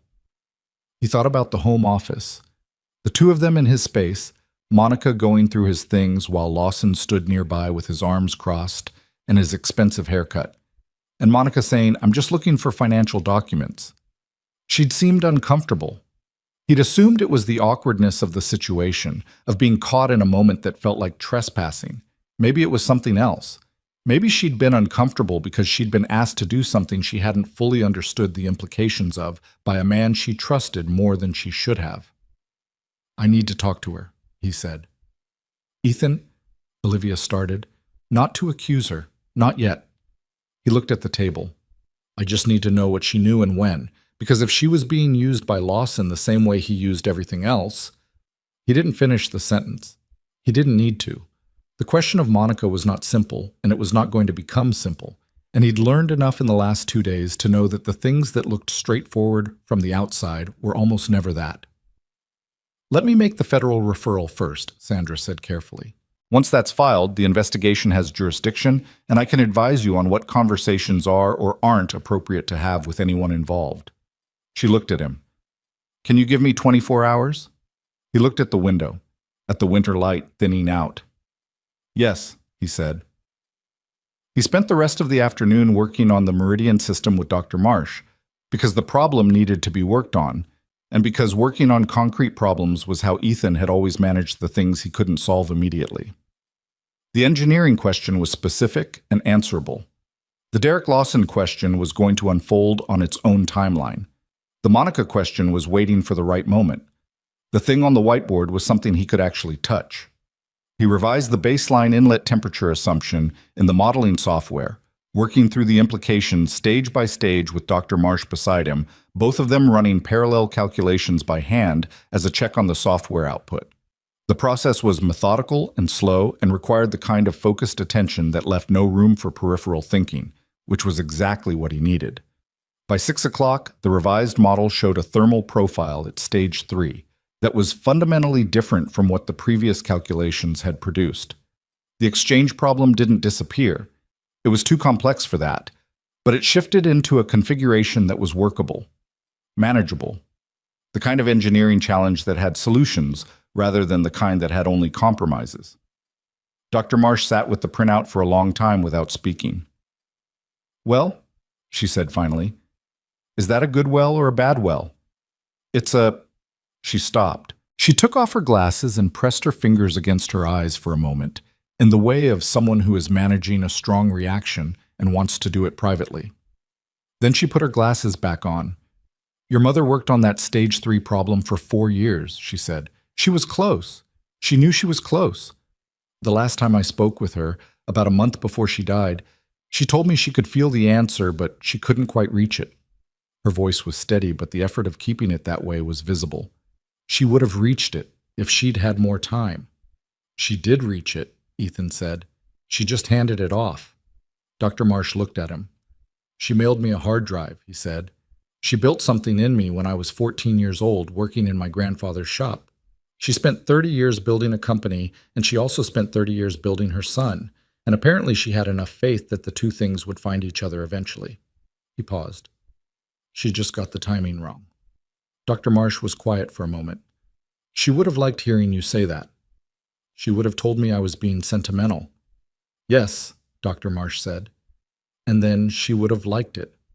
Sophie appeared in the doorway of the main floor, wearing her jacket because she'd developed the habit of putting it on around 4 when the day started to feel like it was winding down, regardless of whether they were going anywhere. "Dad," she said, "the lady with the red car says there's pizza." "Sandra has pizza?" "There's boxes." Sophie pointed down the hall. "Paul found them. He seems very happy about it." From somewhere down the corridor, Paul's voice confirmed, "There is a lot of pizza." Ethan looked at Dr. Marsh. She was already gathering her papers. They ate pizza in this conference room, all 5 of them. Ethan, Olivia, Dr. Marsh, Sandra, Paul, plus Sophie, who sat between Ethan and Paul and ate 2 slices of cheese with the systematic efficiency of a child who takes food seriously. The conversation moved between the technical and the legal and the logistical in the fragmented, overlapping way of a group of people who are all working on the same problem from different angles and are too tired to keep their threads separate. Sandra said the federal referral would go out first thing in the morning. She'd spoken to a contact at the FBI's Financial Crimes Division who had flagged Vantage Propulsion Systems as a company of interest 18 months ago for an unrelated reason that turned out to be related. A whistleblower complaint from a former employee about irregular research procurement practices that had been sitting in a queue without enough supporting evidence to move forward. Callaway Aerospace's documentation would change that. "How fast does the FBI move?" Ethan asked. "Faster when the evidence is this organized," Sandra said. She nodded at Paul. "Your documentation was excellent, by the way." Paul, who was on his 3rd slice of pepperoni, looked simultaneously pleased and like he was trying not to show it. "I just followed protocol," he said. "You did it very well," Sandra said, and Paul went back to his pizza with the slightly flushed look of a young person who has been competent in front of someone important and knows it. After dinner, Olivia walked Ethan out to the parking lot. It was clear and cold, the kind of clear that came after a snowfall when the air had been scrubbed by precipitation and everything was sharp-edged and still. The sky above Bismarck was enormous and dark and full of stars, in the way that sky is when you're in the middle of a continent and there isn't enough light pollution to dilute it. Sophie was back inside with Dr. Marsh, who had produced a deck of cards from somewhere and was teaching her a game that appeared to involve a lot of slapping the table, based on the intermittent sounds coming through the door. Olivia stood with her hands in her coat pockets, looking at the sky. "You're doing well," she said. "With all of it." "I don't feel like I'm doing well. I feel like I'm barely keeping up." "That's usually what doing well looks like from the inside." He looked up. The stars were very clear. He could see Orion, which was one of the only constellations he could reliably find because his grandfather had pointed it out when he was 6, and he'd never forgotten. He didn't know why some things stuck and others didn't. "Can I ask you something?" he said. "Yes." "When you came to find me, After the courthouse. He paused. You knew what was happening with the company. You knew about Lawson, probably, or suspected it. You knew about the trust interference. You'd been carrying all of this for months while the board was fracturing and the data was being stolen. He looked at her. Why didn't you go to federal authorities yourself without me? She was quiet for a moment. The cold pressed gently around them. Because your mother asked me not to, she said. She was very specific. She said if something went wrong, if the company came under threat before you could be found, I should find you first. Bring you in first. She paused. She said that whatever happened with the technology, the company belonged to you. And that meant the decisions belonged to you. Not to the board, not to her former colleagues, not to me. She looked at her shoes for a moment. She trusted you with it. She just didn't get to tell you herself. He thought about his mother sitting in a hospital room, or maybe in her office on one of the days she was well enough to be there, writing instructions for contingencies she hoped would never happen. Trusting a woman she'd worked with for 5 years to carry those instructions carefully.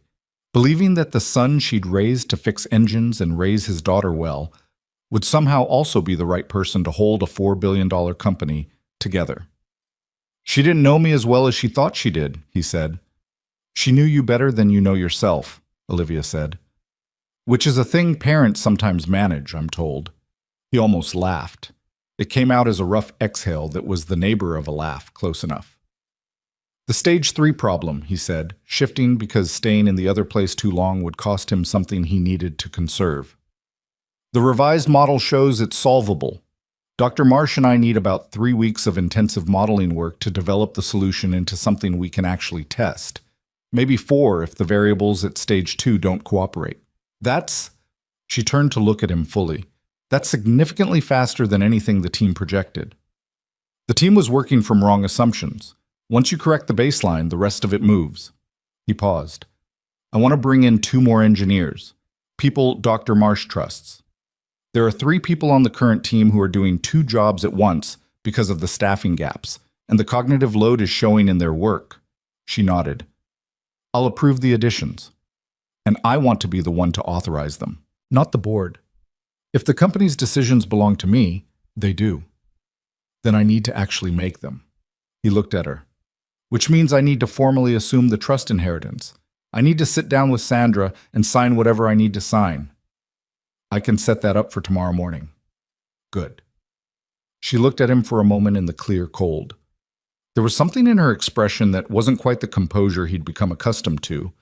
Not the absence of it exactly, but a slight softening of the architecture beneath it, the way a face changes when the effort of maintaining a particular configuration is relaxed for a moment. I want to say something, she said. Okay. I have been running this company by myself, without the authority to actually run it, for 3 years. I have made decisions I wasn't empowered to make because they needed to be made. I have had conversations with board members who didn't respect my position and regulators who looked past me to find the person who was actually in charge. She paused. I am very good at my job. I have kept this company alive. I want to be clear about that because I'm not interested in being anyone's supporting role. I know, he said. I've noticed. But I am also She paused again, and the pause was the kind that cost something. I am also genuinely relieved that you're here, not because I needed rescuing, because I needed a partner. She looked at him steadily. Your mother built something extraordinary. I have been trying to protect it for 3 years. I would like to finish it with you. He looked at her for a moment in the cold and the starlight. Yeah, he said. Let's finish it. She nodded once. The composure resettled, but differently, slightly lighter than before. They went back inside. The next morning, Ethan signed the trust documents in Sandra's presence with Paul and Dr. Marsh as witnesses. It took 40 minutes and involved more paper than he'd expected, and his hand cramped slightly by the 3rd set of signatures. And he made a joke about it that wasn't very funny and that everyone politely smiled at anyway, which was its own kind of mercy. When it was done, Sandra handed him a folder with his copies. Congratulations, she said, in the dry way of a person for whom congratulations on a financial event is a professional formality. You're now the principal authority of Callaway Aerospace. He held the folder. It was a surprisingly ordinary-looking object for what it contained. "What happens now?" Paul asked. "Now," Sandra said, "I make calls." She made them from the conference room with the door closed. Ethan could hear, occasionally, the measured cadence of her voice, but not the words. He went back to the whiteboard with Dr. Marsh and got to work. At 11:15, Sandra opened the conference room door. "FBI Financial Crimes has accepted the referral," she said. "They're assigning a lead agent today.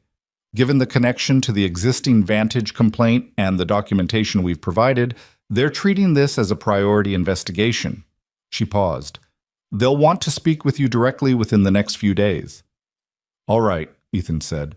"There's one more thing." Sandra's voice shifted slightly, not losing its precision, but adding something to it. "In the process of preparing the referral, we pulled all publicly available correspondence between Lawson's firm and its clients over the past 3 years through court filings and professional liability disclosures." She looked at Ethan. "Monica Reed filed a complaint against Derek Lawson with the State Bar Association 6 weeks ago." The whiteboard pen in Ethan's hand stopped moving. "6 weeks ago," he said. "She alleged that he had provided legal advice during the divorce proceedings that was not in her interest, and that he had used his access to her personal situation to advance professional interests she was not aware of." Sandra paused. "The complaint is currently under review, but it suggests that she became aware at some point in the last few months that she had been manipulated." He set down the pen. Dr. Marsh looked at him and then carefully looked at the whiteboard. "She didn't know," he said. Not a question, a recalibration.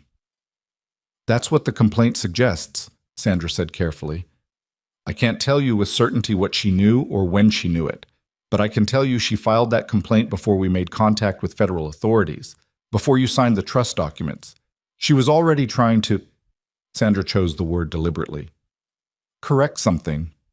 He stood with this for a moment, the shape of the last year rearranging itself slightly, not into something forgivable, necessarily, but into something more complicated than what he'd been carrying.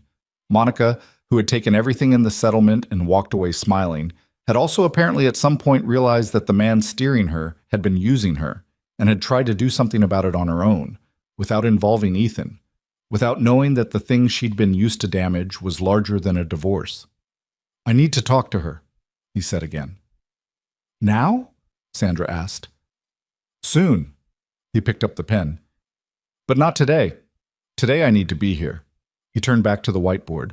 The stage 3 diagram was waiting for him, patient the way math is patient. It doesn't care how long you take, only whether you get it right. He looked at it. He picked up where he'd left off. Sophie came in around noon and stood beside him for a while without saying anything, watching him draw on the whiteboard the way she sometimes watched him work on engines, with the quiet, attentive interest of a child who is absorbing something she'll understand fully later. He glanced at her once without stopping what he was doing. "You okay?" he asked. "Mm-hmm." She leaned against his arm. "Dr. Marsh taught me a card game. I heard. You were very loud. I won." "I know, I also heard that." She watched him draw for another minute. "Is this what Grandma did?" He stopped. He hadn't talked to Sophie about Catherine much in the past 2 days. He hadn't had the room for it, and he hadn't known where to start, and Sophie hadn't asked until now. "Yeah," he said. "This is what Grandma did." Sophie looked at the whiteboard with the serious, focused expression she brought to things she was deciding how to feel about. "Do you think she'd like what you're drawing?" she asked. He looked at the whiteboard, at the revised models, at the lines that were beginning to resolve into something coherent, something that worked the way it needed to work. "I think," he said carefully, "she'd tell me the line spacing on the pressure diagram is too tight, and I should start that section over." Sophie considered this.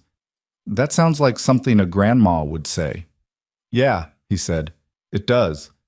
She pressed her face against his arm for a moment, a brief, warm wait, and then straightened and went back to find Dr. Marsh and continue what sounded like an ongoing and highly competitive card game situation.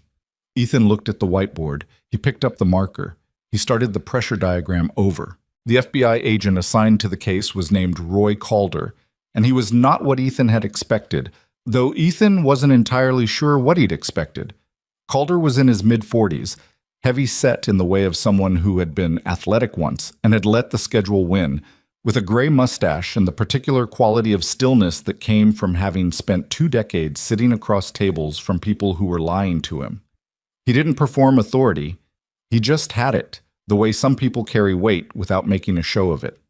He arrived on a Monday with a younger agent named Torres, who took notes and asked almost nothing, and they sat in the facility's conference room with Sandra Fitch and Ethan and Olivia and went through the documentation with the methodical patience of people who were not in a hurry because hurrying produced errors and errors produced appeals.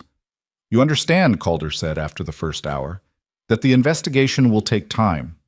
We're talking about financial records across multiple jurisdictions, corporate registrations in Delaware, and 2 other states. International data transfers that require coordination with—" "I understand it takes time," Ethan said. "I just want to know that it's moving." Calder looked at him with the measured patience of a man who had heard that sentence from many people in many rooms. "It's moving," he said. "The Vantage complaint we already had gives us significant foundation. Your documentation accelerates the timeline considerably." He paused. "I do need to ask you about Monica Reed." The room temperature seemed to shift slightly, or maybe that was just Ethan's perception of it. "What about her, Teak?" he asked. "She filed a bar complaint against Lawson 6 weeks ago. We've spoken with her." Calder's tone was factual rather than leading, the tone of someone presenting information rather than building toward a conclusion. Her account is that Lawson guided her throughout the divorce proceedings in ways she later came to believe were serving his interests rather than hers. He encouraged her to pursue an aggressive asset settlement, shawaz, which, based on what you've told us about the trust, makes sense in context. If you were financially devastated by the divorce, you'd be less equipped to engage with anything related to your inheritance, and more likely to simply walk away from it. Ethan was quiet for a moment. He'd been working toward this understanding for days, the slow revision of what he'd believed was happening against what was actually happening. It still sat uncomfortably, the way realizations do when they require you to feel a different thing about a person than you'd settled into feeling.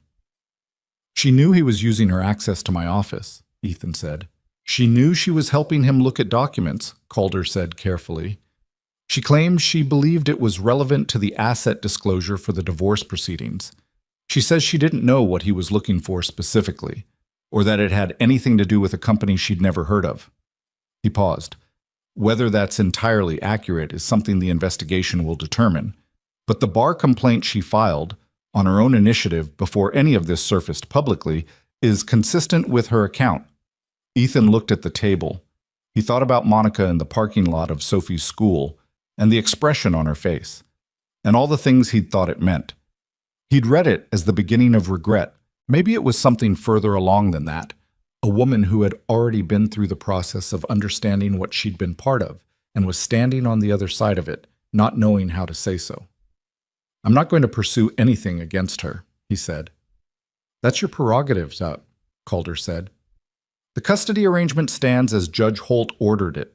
She can have her visitation. She can have the house." He looked up. "What I want is Lawson, and whoever's behind him." "That," Calder said, "is exactly what we're after." Torres wrote something down. The meeting lasted another 2 hours. By the time it ended, the light outside had gone gray-gold with late afternoon, and Sophie had been picked up from the temporary enrollment at the nearby school by a staff member Olivia had arranged, a quiet woman named Beth, who Sophie had decided was acceptable after their first meeting, largely because Beth had a dog, whose photo she kept on her phone, and who Sophie had deemed, upon inspection, to be an excellent dog. Ethan watched the investigation begin to move and return to the engineering work, because the 2 things existed in parallel, and the second one was something he could actually control. The 3 weeks he'd estimated for the Stage 3 modeling work turned into 3.5, which he'd privately expected. Real problems took real time, and the variables at Stage 2 had, as he'd warned Olivia they might, declined to cooperate immediately. He brought in the 2 additional engineers' doctor. Marsh had recommended a fluid dynamics specialist named Harper, who arrived from a research position in Minnesota with the specific energy of someone who had been doing careful, constrained work for too long and was ready for something harder, and a materials engineer named Kowalski, who was 57 years old and had worked with Catherine Calloway in the company's early years, and who, when he walked into the facility and looked at the whiteboard with the revised meridian diagrams, stood quietly for a long moment before he said anything. "She was right," Kowalski said. "About which part?" Dr. Marsh asked. "All of it." He pointed at the revised intake geometry model. "We argued about this in 2016. I told her the inlet modification was too aggressive for the manufacturing tolerance we could achieve. She said the tolerance would catch up to the design." He looked at Ethan. "You're Catherine's son." "Yes." Kowalski extended his hand. His grip was dry and brief and entirely sincere. "Let's get this done," he said. The team that formed over those 3 weeks was not a smooth operation. They disagreed, sometimes loudly. Harper had strong opinions about computational methodology that conflicted with the approach Dr. Marsh's team had been using for 2 years. And there was a period of about 4 days when the friction between them produced an atmosphere in the main floor that required careful navigation. Ethan navigated it by putting them both in front of the same data and asking them to explain to each other, in front of him, why the other person was wrong. "That's going to make it worse," Olivia said when he told her his plan. "For about an hour," he said, "and then one of them is going to realize the other person has a point, and they'll both pretend that was obvious all along." It took 90 minutes, not an hour. But he was otherwise correct. Sophie enrolled properly in the local school during this period, which was a logistical undertaking that Ethan navigated imperfectly. There were forms he filled out wrong and had to redo, a meeting with the school counselor that he arrived 7 minutes late for because he'd lost track of time over a stage 2 calculation, a situation with the lunch account that he sorted out only after Sophie came home having eaten nothing because she hadn't understood the payment system. He fixed all of these things. None of the fixing was graceful. Sophie adapted to the new school with the resilience of a child who had learned that adapting was what you did, and within 2 weeks had identified one friend, a girl named Cora, who was also 7, and who had Sophie reported the best collection of erasers she had ever seen, and one enemy, a boy named Marcus, who she described as having a bad attitude about sharing the good markers. Ethan managed this with the imperfect, winging-it parental competence that had gotten them both this far. He packed lunches that were nutritionally inconsistent, but always included something Sophie actually liked. He helped with homework at the kitchen table of the apartment Olivia had arranged for them, a furnished 2-bedroom near the facility, nothing remarkable, with a couch that was slightly too small and a coffee maker that took 45 seconds longer than it should have to produce results. But that was clean and warm and had enough space for Sophie to spread her drawings across the floor without anyone stepping on them. It was during this time that Ethan and Olivia fell into a working rhythm that neither of them had explicitly designed, but that developed naturally, the way things develop between people who are in the same building 12 hours a day working toward the same problem. She had the corporate fluency that he lacked. He had the engineering instinct that she couldn't replicate. She understood the board and the regulatory environment and the financial architecture of the company in ways that would have taken him years to learn from scratch. He understood the research and the mechanical logic and the specific decisions that would make the Meridian system work in ways that she relied on him to make. They had a standing meeting every morning at 7:30 before the rest of the team arrived. It started as a briefing, 10 minutes, status updates, action items, and gradually extended over the weeks into something more like a working conversation. They'd stand at the whiteboard and talk through both the engineering problems and the business implications of solving them. She'd push back when his engineering thinking outpaced the commercial constraints. He'd push back when her financial conservatism conflicted with what the research actually needed. They didn't always agree. The disagreements were direct and occasionally tense, and always resolved because they were both capable of changing their minds when the argument was good enough. One morning, about 5 weeks in, Olivia arrived at the facility to find Ethan already at the whiteboard with a coffee that was still hot, which meant he hadn't been there long, looking at the stage 3 diagram with the expression she'd learned to recognize as the one he wore when something had resolved in his head overnight. "You figured something out," she said. "Maybe." He pointed at the thermal exchange component, the exchange surface geometry. "I've been treating it as a fixed variable because the manufacturing constraints Dr. Marsh flagged in 2019 were real. But Kowalski said something yesterday about tolerance capability at the Fargo facility that made me think those constraints might be outdated. He looked at her. When's the last time you had a manufacturing capability assessment done on the Fargo line? 18 months ago. Before or after they upgraded the CNC capacity? She paused. Before. So the tolerances Kowalski was told were impossible in 2016 and that Dr. Marsh flagged in 2019 might now be achievable, which means the exchange surface geometry I've been designing around a constraint that might not exist anymore. He looked at the board. I need to get down to Fargo and look at the line. Olivia looked at him. You want to go to the manufacturing facility? I want to see the actual machines, not the spec sheets. He paused. I've been designing from documentation. I need to design from metal. She looked at him for a moment with an expression that was almost fond, in the way a person can be almost fond of someone who is being exactly themselves. I'll arrange it, she said. They drove to Fargo that Thursday, which was a 2.5-hour drive through landscape that was, in early March, beginning to show the first tentative signs of being willing to reconsider winter. The snow was still everywhere, but its texture had changed, softening at the edges. Ethan drove because he'd asked to, and Olivia sat in the passenger seat of her SUV.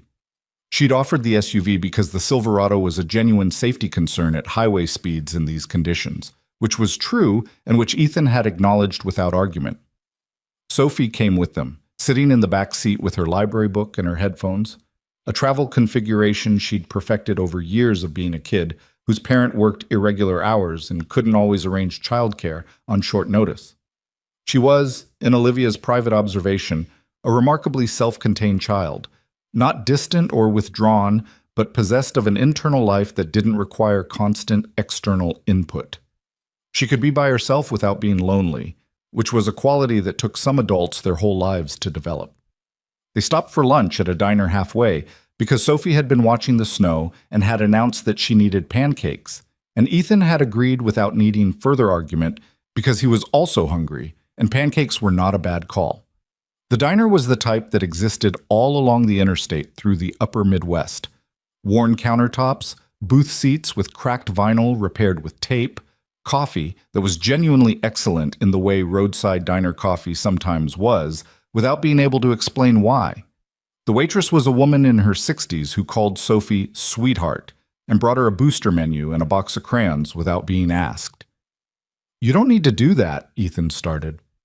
She's 7, the waitress said. Of course she does. Sophie was already looking through the crayons with the focused interest of a professional appraising inventory.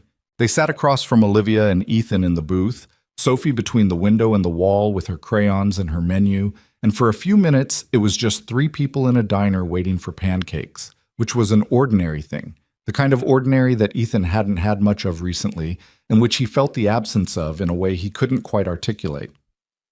Can I ask you something? Olivia said. Yeah. The company. When this is done, when the Meridian system is complete and the investigation resolves and the board is stabilized. She held her coffee cup. What do you actually want? Not what makes operational sense. What do you want? He looked at her. It was a genuinely direct question, and she was waiting for a genuinely direct answer. I want to build things, he said. That's all I've ever wanted. Doesn't matter what scale. A transmission in my garage or a propulsion system for regional aviation. The thing that matters to me is that it works, that it does what it's supposed to do. He paused. I want Sophie to have a stable life. I want to not be in a rental room. I want... He stopped. He wasn't used to enumerating what he wanted. It felt slightly exposed the way honest answers to honest questions sometimes do. I want the company my mother built to be what she intended it to be. Not because it belongs to me, but because she spent her whole life on it, and it should exist in the world the way she imagined it. Olivia listened to all of this without interrupting. And you? He asked. She was quiet for a moment. I've been asking myself what I want for 3 years, she said. The answer kept changing depending on what crisis was happening at the time. She looked at her coffee. Right now, today, what I want is to finish what I started. To see the Meridian system fly. Literally fly in a real aircraft, on a real route, the way your mother drew it out in 2013 in a conference room in this city. She looked up. After that, I don't know. I haven't let myself think past the end of this for a long time. Sophie slid a crayon drawing across the table. It appeared to be a picture of an airplane with a disproportionately large engine and a sun that was also possibly a flower. I drew your company, she told Olivia. Olivia looked at it. Something in her face went soft, genuinely, without the composure stepping in to manage it. It's very good, she said. The engine's the important part, Sophie said. Dad told me. He's right. The pancakes arrived. They ate. The crayon drawing stayed on the table. The Fargo manufacturing facility was larger than Ethan had pictured. A long, low building with the particular industrial hum of large-scale precision work. The sound of equipment operating at the margins of what equipment could do. The floor manager, a woman named Reyes, who had worked in aerospace manufacturing for 20 years, and who wore her hair back with the efficient practicality of someone who spent her days around moving machinery, walked him through the CNC line with the pride of someone showing you something they'd built through sustained effort. He spent 3 hours on that floor. He touched the machines. He talked to the operators. He asked questions that Reyes answered with increasing interest, because they were the questions of someone who understood what the machines were doing rather than what they were supposed to be doing. The tolerance capability was what he'd hoped. Better, actually. He drove back to Bismarck that evening with the geometry of the exchange surface resolved in his head, the way solutions resolved when you put your hands near the actual materials, something about physical proximity to the problem that documentation couldn't replicate. Well? Olivia asked. We can build what I'm thinking, he said. The tolerances are there. It's going to require close collaboration with Reyes's team on the fabrication specs, and it's going to take longer than a standard component run, but it's possible. How much longer? 6-8 weeks for the first prototype component. If it performs the way the model suggests, we're looking at a full system prototype by the fall. Olivia was quiet for a moment, watching the road go gray in the headlights. Your mother said 2019, she said. That was her original target for a working prototype. We're 6 years behind. We're here, he said. That counts for something. The federal investigation moved in its own time, as Sandra had said it would, but it moved. In early March, a grand jury in Denver returned indictments against 3 executives at Vantage Propulsion Systems and their corporate attorney related to the procurement of proprietary research through unlawful means. The charges included wire fraud, trade secret theft, and conspiracy. The full architecture of what Lawson had constructed, exposed and named. Derek Lawson's name appeared in the indictment as an unindicted co-conspirator, which meant the federal investigation of him directly was ongoing and would result in its own charges. Sandra explained this to Ethan over the phone with the precise clarity that was her way of communicating important information. The co-conspirator designation means they have him, she said. They're building the full case before charging him separately. It's more thorough this way, more complete. And Monica? No charges. The investigation found no evidence that she had knowledge of or materially participated in the theft or the trust interference. She was used as a point of access and was not aware of the full scope. A brief pause. The Bar Association suspended Lawson's license pending the outcome of the criminal proceedings, which means he no longer has the ability to practice law. Ethan absorbed this. All right, he said. He called Monica that evening from the apartment, after Sophie was in bed. He sat at the kitchen table with the coffee maker making its slightly too long 45-second process and dialed her number, and she picked up on the second ring, which told him she'd seen his name and made a decision to answer. Ethan. Her voice was careful. Monica. He paused. I know about the bar complaint. Silence for a moment. How? The investigation. It came up in the documentation. He paused. I wanted you to know that I'm not coming after you. Whatever happened with the divorce settlement, keep it. I don't want to spend years in court over a house. More silence. He could hear her breathing. I didn't know what he was looking for, she said. In your office. He told me it was financial disclosure documentation, things you were hiding from the settlement. Her voice was flat and careful in the way voices get when someone is reciting something they've rehearsed because the unrehearsed version is too hard. I was angry at you. I thought you were hiding things. He made sure I thought that. I know, Ethan said. I'm not asking you to. She stopped. I'm not asking for anything. I just want you to know that I understood, eventually, what I'd been part of. And I tried to do something about it. I know that too. Another silence. How's Sophie? Good. She made a friend with an impressive eraser collection, a sound that was very close to a laugh. That sounds right. She paused. Is she happy there? Yeah, he said. She is? Good. Monica's voice was very even. That's all that matters. They talked for 11 more minutes, which was more than Ethan had expected and less than Monica probably needed, and when they hung up it wasn't resolved. It was never going to be resolved in the way that clean stories resolved things, tied up and finished. But it was something. The acknowledgement of a complicated reality between two people who had made a mess of their shared life and were now, slowly, finding the edges of a different arrangement. He sat at the kitchen table for a while after. The coffee maker had finished its process, and the result was sitting in the carafe cooling. He poured a cup he didn't particularly need and held it. Sophie's drawing from the diner was on the refrigerator. He'd put it there with a magnet that came with the furnished apartment, a sunflower magnet, which Sophie had approved of. The airplane with the important engine and the ambiguous sunflower looked at him from across the kitchen. Derek Lawson was arrested on a Thursday in April. Ethan heard about it from Sandra, who called at 8 in the morning with the brisk efficiency of someone delivering information they have been waiting to deliver. Federal marshals executed the arrest this morning at his residence in Fargo, she said. Charges include wire fraud, conspiracy to commit trade secret theft, and 2 counts of fraud upon the court related to the trust notification. Manipulation. A pause. He'll be arraigned this afternoon. Okay, Ethan said. That's it? Okay? What else would I say? Sandra considered this. Most people have more of a reaction. I have a reaction, he said. I'm just not performing it over the phone. She accepted this. The Vantage executives entered plea negotiations last week. We expect resolution within 60 days. The stolen data will be formally enjoined, which means they can't use or further develop anything they took. She paused. Your company's intellectual property will be legally secured. Thank you, Sandra. That's what I'm here for. A brief pause that was, from Sandra, the equivalent of warmth. Your mother would be pleased with how this has gone. I knew her slightly, as I said. She was not easy to please. Another pause. You've done well.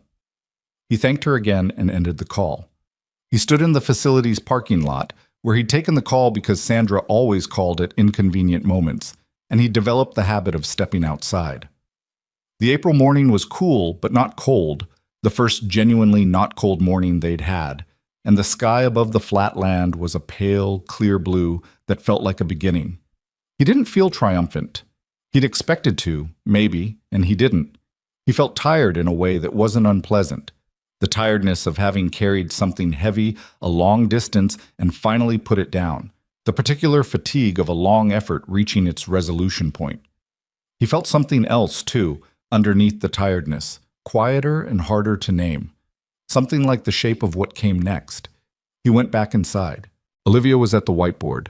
She looked up when he came in and read his face with the directness she brought to everything. Sandra called? She asked. Lawson's arrested. Vantage is in plea negotiations. She held his gaze. And? And it's done, he said. The investigation piece, anyway. She nodded slowly. Neither of them said anything for a moment.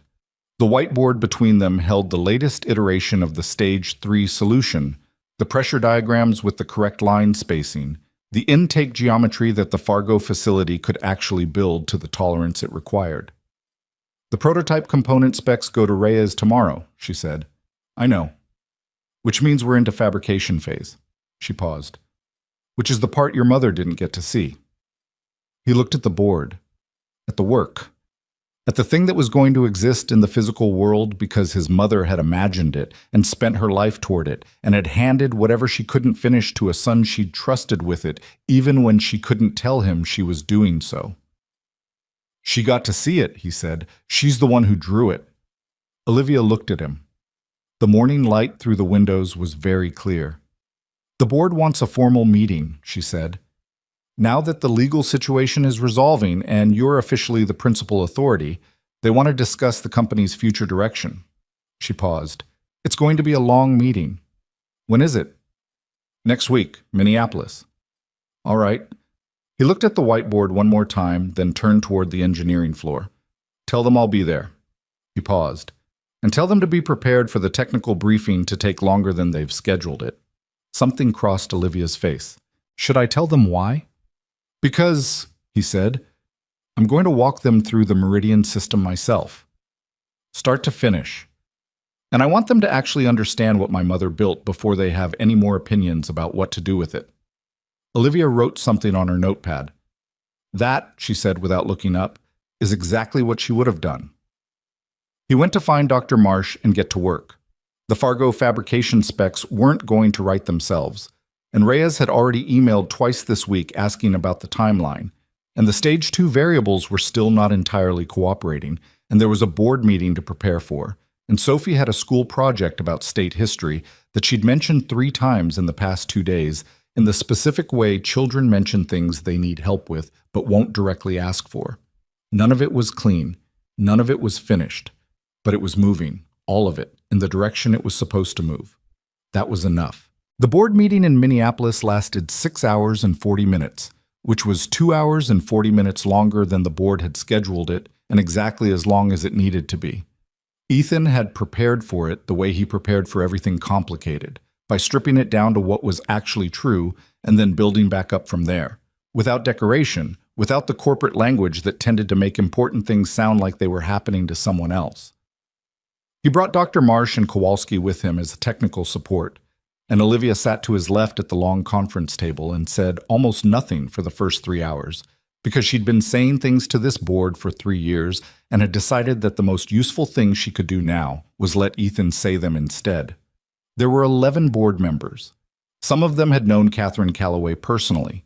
Some had joined after her death and knew her only as the name on the building. All of them were accomplished and intelligent and had spent the better part of 3 years trying to make decisions about a company whose most important asset they could not fully evaluate because the person who understood it best was a mechanic in Bismarck they'd never been told about. Ethan started with the Meridian system, not with the financial projections or the market analysis or the competitive positioning, with the engineering. He stood at the head of the table with a tablet connected to the room's display screen and walked them through the system from first principles, the way Dr. Marsh had walked him through it in those first hours in the facility, except that he did it from the inside rather than the outside. He showed them the intake geometry revision. He showed them the Stage 3 thermal exchange solution. He showed them the manufacturing capability confirmation from Fargo and the fabrication specs that were already in Reyes's hands. He showed them what his mother had built and what he was finishing, and he did it in plain language because the technology was extraordinary and didn't need help from jargon. About 90 minutes in, a board member named Callister, silver-haired, formal in the way of someone who'd been in boardrooms his whole career, raised his hand. The Stage 3 solution, he said. You're saying this was available to the research team for the past 6 years and they simply didn't find it? I'm saying the foundation for it was in the original Meridian framework, Ethan said. My mother laid it in. The team was working from a modeling assumption that was slightly off, which made the solution invisible from the angle they were approaching it. It happens in engineering. You're so close to a problem that you lose the perspective you'd have if you stepped back. And you stepped back. I came in fresh. That's different from stepping back, but the effect is similar. He paused. My mother knew what the solution was.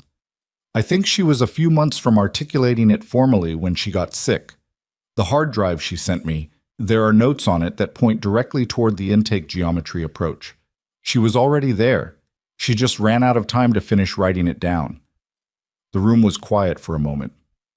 She trusted you to find it, another board member said.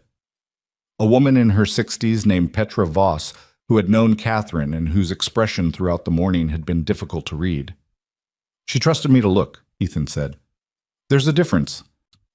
Petra Voss looked at him for a long moment and then nodded, once, with the deliberate weight of a person who has been assessing something carefully and has reached a conclusion she's willing to commit to.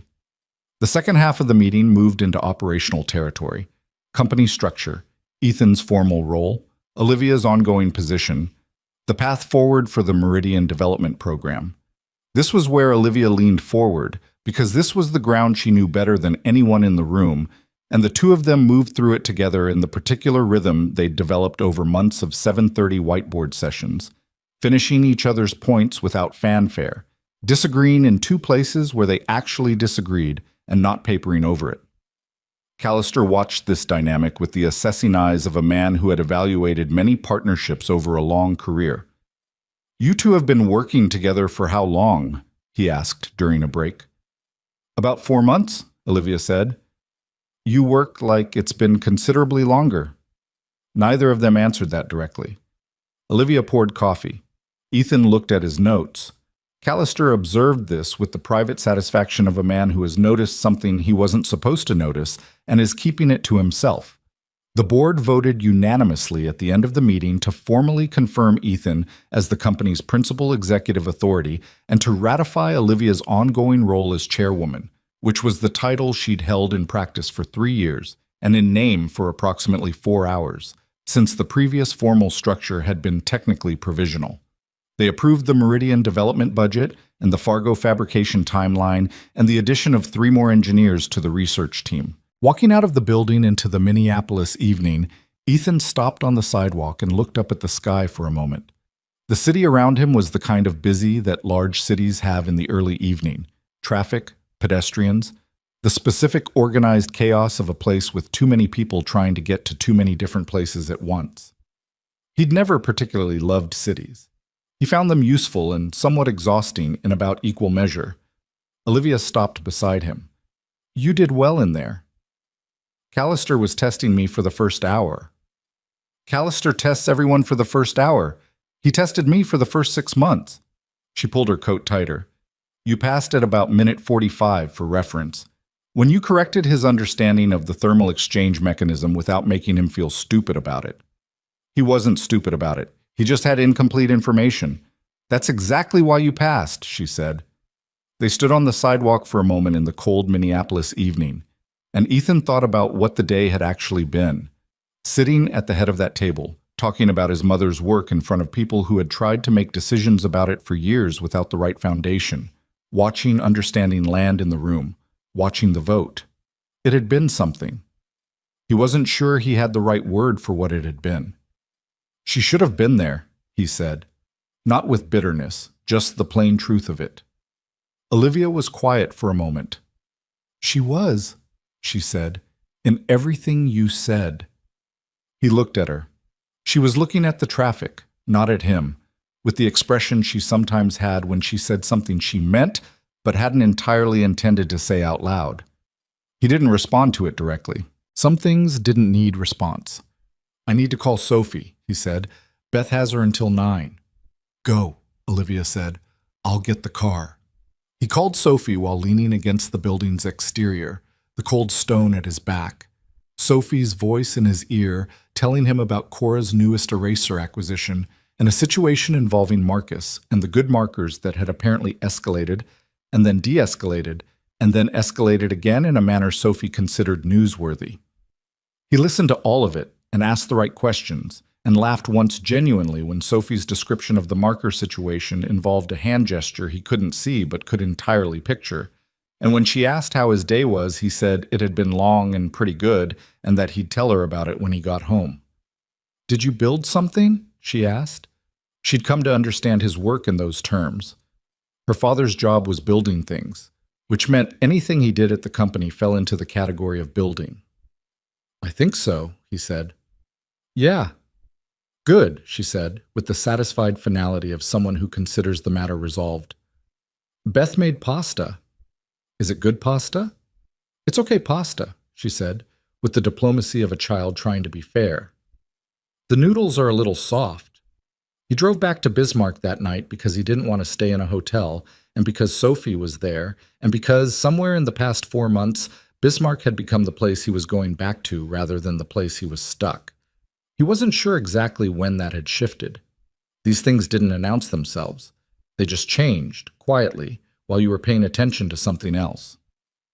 The fabrication work in Fargo took 8 weeks. Reyes ran it with the focused precision of someone who understood they were building something that mattered and didn't need to be told twice what the tolerances required. She called Ethan directly when questions came up, which he appreciated, and he drove down twice to look at the component in progress with his own eyes, because documentation was useful, but metal was real. The first prototype component came off the line on a Tuesday in late June. Ethan was there when it did. So was Dr. Marsh, who had not missed a significant milestone in the Meridian system's development in 11 years and was not going to start now. Reyes handed the component to Dr. Marsh, who turned it over in her hands with the careful attention of someone inspecting something they've spent a long time waiting to hold. She handed it to Ethan. It was smaller than he'd expected, the way important things sometimes are. A compact assembly of precisely manufactured components that represented 2 years of focused work and 6 years before that, and Catherine Calloway's entire vision of how a fuel system should move. He turned it over in his hands. The tolerances were exactly what he'd specified. Better, actually, because Reyes's team had found a fabrication refinement that improved the surface finish beyond what the spec required. "It's right," he said. "Yes, Dr. Marsh said. "It is." He handed it back carefully. Reyes was watching him with the expression of someone who has made something with their hands and is watching someone else recognize what it is. He nodded at her. She nodded back. They put the component into testing that afternoon. The testing took 3 weeks, which was exactly as long as it was supposed to take if you were doing it correctly and not cutting corners to produce a result faster than the process could validate it. Ethan had been insistent about this with the board in Minneapolis. The timeline is the timeline, and the timeline is what makes the result trustworthy. He'd said it plainly, and Callister had looked like he wanted to push back, and then had looked at Petra Voss, who had shaken her head almost imperceptibly, and had not pushed back. The results, when they came back in late July, were better than the model had predicted. The thermal performance at Stage 3 exceeded the design target by 4%, which was a small number with large implications. It meant the system's overall efficiency gain against conventional propulsion was at the higher end of the projected range, closer to 38% than 31%. Dr. Marsh ran the numbers 3 times. Harper ran them independently. Kowalski ran them on paper, by hand, the way he'd done calculations since before computational modeling was the assumed approach, and came back with the same figure. Ethan sat with the results printout in the conference room and read it twice. Then he walked to the main floor and stood at the whiteboard where the Meridian system diagrams had lived for months, and he looked at it for a long time. Dr. Marsh came to stand beside him. She didn't say anything. She'd been doing that, standing beside him in silence at significant moments, since that first night when he'd looked at the schematic and told her the pressure ratio was wrong, and he'd come to understand it as her way of marking things, not celebrating exactly, acknowledging. "We need to tell Olivia," he said. "She's on a call with the board. She'll be done in 20 minutes. I'll wait." He waited by the whiteboard. When Olivia came through the door 22 minutes later and saw his face, she stopped. "The results came back," she said. "Yes." She crossed the floor. He handed her the printout. She read it. He watched her read it, watched the thing that happened in her face, the controlled composure he'd been watching for months finally doing something it didn't have a mechanism to prevent. Her eyes went bright. She pressed her lips together for a moment. 38, she said. 38.2, he said. She looked at the printout again, and then at the whiteboard, and then at him. Your mother, she said, and then stopped, because the sentence didn't need an ending. Yeah, he said. She handed the printout back. Her hand, when their fingers briefly overlapped on the paper, was slightly cold the way hands get when you've been sitting in a meeting room for an hour, and the circulation decides it has better things to do. He noticed this the way you notice small physical details about people you've been in close proximity to for a long time, without deciding to. He held the printout. We need to file the updated patent documentation before we announce anything, she said, because she was Olivia, and the first practical step was the thing she went to when the emotional weight of a moment threatened to become too much. Sandra's already been briefed, he said. She filed a provisional update last week. Olivia blinked. You were that confident? I was that ready, he said. There's a difference. She looked at him for a moment with an expression he'd seen develop slowly over the past months, something that had started as professional respect and had acquired, incrementally, a quality that was harder to categorize. She hadn't named it. He hadn't named it. They'd been in close enough proximity for long enough that naming it would have required one of them to step back from the work and look at the other person directly, which they'd both been consistently not quite doing. "Ethan," she said. "Yeah. I need to tell you something that isn't about the company." He looked at her. "I've been—" She stopped. She had the expression of someone choosing words with more than usual care, which for Olivia was significant because she always chose words with care. "Working alongside you for these months has been the most functional I've felt since your mother died," which is a strange thing to say and probably not the most elegant way to say it, but it's accurate. "Functional," he said. "I mean—" She pressed her fingers to her temple briefly. "I mean that I came to find you because I needed your name on documents and your knowledge of the engineering. And what happened instead was that I found someone who—" She stopped again. "Who I didn't expect." He was quiet for a moment. "I don't know how to do this," he said. "For reference, I'm bad at it." "I know," she said. "I've watched you be bad at several things over 4 months, and it hasn't been a problem yet." Something that was not quite a laugh escaped him. "That's a low bar." "It's an honest bar." She held his gaze. "I'm not asking you for anything. I'm just telling you something true. Because I've spent my whole career saying only what was strategically useful, and I'm trying to stop doing that." He looked at her. The morning light through the windows was the particular gold of late July, full and warm, the kind of light that made ordinary rooms look like paintings without being asked. He thought about the parking lot outside the courthouse where he'd first seen her step out of a black SUV with the composure of someone carrying a very heavy thing without letting it show. He thought about the diner and the pancakes and Sophie's drawing of the airplane with the important engine. He thought about 7:30 morning meetings and whiteboard arguments and the way she'd stood in the doorway of the back room that first night, tired in a way she couldn't hide, and said goodnight, Ethan, like someone who meant considerably more than 2 words could carry. "I know you're not asking," he said. "I'm just trying to figure out how to respond to something I didn't expect either." "You don't have to respond today," she said. "I know." He looked at the whiteboard, at the Meridian system that was real now, that had results and test data and a prototype component in a facility in Fargo. "But I want to." She waited.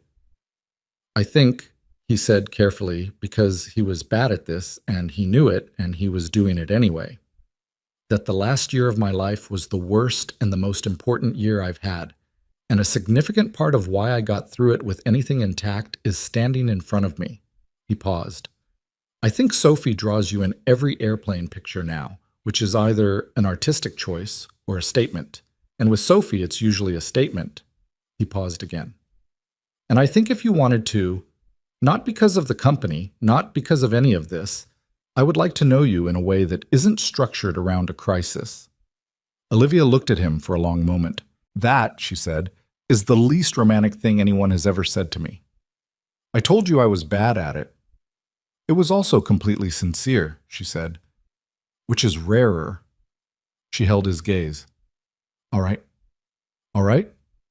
All right," she said, and something in her face settled into a different configuration, not softer exactly, but less defended, more present, like a window that's been painted shut finally being opened, just slightly, just enough to let the air in. Dr. Marsh appeared in the doorway. She looked at both of them, took in the room with the perception of a woman who had been reading situations for 50-plus years and had not gotten worse at it. "The results are going out to the board," she said, in the tone of someone who is announcing a practical matter while being fully aware that she has interrupted something that is not a practical matter. "I thought you'd both want to be on the call." "We'll be right there," Olivia said. Dr. Marsh withdrew. They could hear, faintly, the sound of her telling Paul to pull up the board call interface, the ordinary machinery of work continuing around them. Ethan looked at Olivia. "Later," she said. "Later," he agreed. They went to take the call. The announcement of the Meridian Systems prototype completion went to the aviation industry press in September. The response was significant, the kind of significant that started as careful industry interest, and then, as the numbers became public, escalated into the kind of attention that brought journalists and analysts and competitors who wanted to understand what had changed. What had changed was that a technology that had been theoretical for 6 years was now physical. It had a component in a test rig and data that could be read, and results that could be verified independently, and in an industry built on fuel costs and operational margins, those results meant something concrete and large. The board authorized a formal development partnership announcement with 2 regional carriers who had been in quiet discussion with Olivia for months, contingent on the prototype results. The partnership was structured around a licensing arrangement that would fund the full system development and position Callaway Aerospace as the technology provider rather than an operator, which was, as Olivia explained to the board and to Ethan in about equal measure, the structure Catherine had always intended. Build the engine, license the engine. Don't become an airline. Derek Lawson was convicted in October on all counts, in a trial that lasted 9 days and produced a sentence of 7 years in federal prison. The Vantage executives who had entered plea negotiations in the spring received their sentences in a separate proceeding, 2 of them with prison time, 1 with a suspended sentence and significant financial penalties. The stolen research was formally enjoined.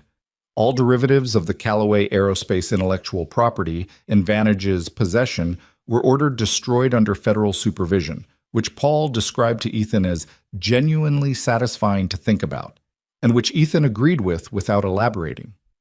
Sandra Fitch called when the Lawson verdict came in. "It's done," she said. "Yes," he said. "How do you feel?" He thought about it honestly.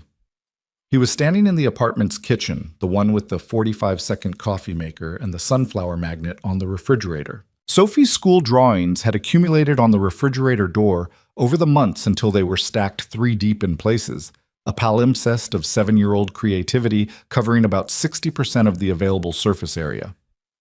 "Like I can stop carrying something," he said. "That's the main thing." "That's usually how justice feels," Sandra said. "Less triumphant than people expect, more like relief." "Yeah," he said. "That's it." There was a conversation he still needed to have. He'd been aware of it for months, carrying it the way you carry an obligation you haven't found the right moment for. He found the moment in November, on a day when Sophie was at Cora's house and the apartment was quiet, in the particular way that apartments get when the person who fills them is elsewhere. He opened the envelope that Sandra had set aside from the hard drive, the letters his mother had drafted and never sent. There were 4 of them, handwritten and scanned. His name on each one. He sat at the kitchen table and read them. He sat there for a long time after. He wasn't going to describe what they said, not to anyone, not even to Diane when she called later that week. Some things were not for sharing. Some things were just for the person they were intended for, received years late, arriving at a moment that turned out to be exactly the right one. He folded them carefully and put them back in the envelope. He sat there for a while longer in the quiet apartment, and the afternoon light came through the kitchen window in the long, low way of November light, golden and a little melancholy, the way things get when the year is running toward its end and the dark comes earlier each evening. He wasn't angry. He'd been through the anger months ago, somewhere around the 2nd week in the facility, working late on the stage 2 variables while Sophie slept in the back room. It had moved through him and left, the way weather moves through a place and leaves it changed, but not destroyed. He thought about his mother making an impossible choice, between protecting her son from a world that had changed her in ways she was afraid of, and letting him into the things she'd spent her life building. She'd chosen protection and gotten it wrong. She'd known she'd gotten it wrong, if the letters were any indication. She'd tried to correct it, imperfectly, by sending a hard drive and laying groundwork and trusting Olivia to find him. Nobody gets it perfectly right. That was the thing that kept coming back to him across all of it, across the divorce and the custody and the company and Lawson and Vantage and everything that had happened since February. Nobody gets it perfectly right. Not Catherine, not Monica, not Ethan himself, not Olivia with her practiced composure that was a way of protecting something she was afraid to lose. They all did the best they could with what they understood at the time, and the best they could was imperfect and sometimes costly, and sometimes, in spite of everything, enough. It was enough. The Callaway Aerospace Innovation Center broke ground on the 1st of December in a ceremony in Bismarck that was modest by the standards of corporate events. No grand stage, no elaborate production. A cleared lot on the south side of the city, not far from the satellite facility where all of this had started. A small crowd of city officials and company staff and community members who had heard that several hundred jobs were coming to their city and had decided that warranted standing in the cold for 45 minutes. Ethan stood beside Olivia and spoke for about 6 minutes. He said what was true, that the Innovation Center was built on the work of people who had spent years quietly doing extraordinary things in an ordinary-looking building, and that those people deserve the acknowledgement of a larger space and more resources, and the acknowledgement, full stop. He said that his mother had imagined this city as a place where the kind of work she was doing could put down real roots, and that he intended to make good on that imagination. He said it plainly. The crowd was warm. Sophie was standing to his left between him and Olivia, wearing her winter coat and her uneven braids and a pair of boots that were slightly too big because she was between sizes and they'd bought the next size up for room to grow. She was holding Olivia's hand on one side and his on the other, not because anyone had arranged it that way, but because that was where she'd migrated during the ceremony, finding the configuration that made sense to her. A reporter from the local television station got to Olivia afterward with a microphone and the standard question, why invest this heavily in a mid-sized city in North Dakota? What's the strategic rationale? Olivia started to answer because answering strategic questions was something she could do in her sleep. Ethan looked at Sophie, who had detached from Olivia's hand and was now attempting to make a snow angel in the thin layer of snow at the edge of the cleared lot, with the complete commitment of a child who has identified an opportunity and sees no reason to defer it. Because this is where she belongs, he said. The reporter turned to him. Olivia stopped mid-sentence. He looked at Sophie, making her snow angel with total absorption, her arms sweeping wide, her face turned up to the December sky. This city, he said, this is where she's going to grow up. This is where she's going to have her friends and her school and the place she thinks of when someone says home. He paused. Everything else follows from that. The reporter seemed to have expected a more strategic answer and wasn't entirely sure what to do with this one. He looked at Olivia, who gave him the kind of smile that was genuinely warm and also clearly indicated the interview was over. Sophie stood up from her snow angel and looked at the impression she'd left in the snow. "Dad?" she called. "Come look." He walked over and looked at the snow angel. It was slightly lopsided on the left side because she'd hit a patch of ice and had to adjust mid-sweep. It was not a perfect snow angel. It was a real one. "That's a good one," he said. "The left wing's wrong. It's a little asymmetrical." "Same thing." She looked at it. "I like it anyway." "Me too." Olivia had come to stand beside him. The ceremony crowd was dispersing around them, people heading back to their cars in the cold, conversations overlapping and fading. The city went on doing what cities do, indifferent and alive, full of its own concerns. Sophie looked up at both of them. She had the expression she sometimes had when she was observing a situation and forming an opinion about it that she hadn't decided whether to share. "Are you guys going to get married?" she asked. Olivia made a sound that was not quite a laugh. Ethan looked at Sophie with the expression of a parent confronting a question they should have anticipated and didn't. He started.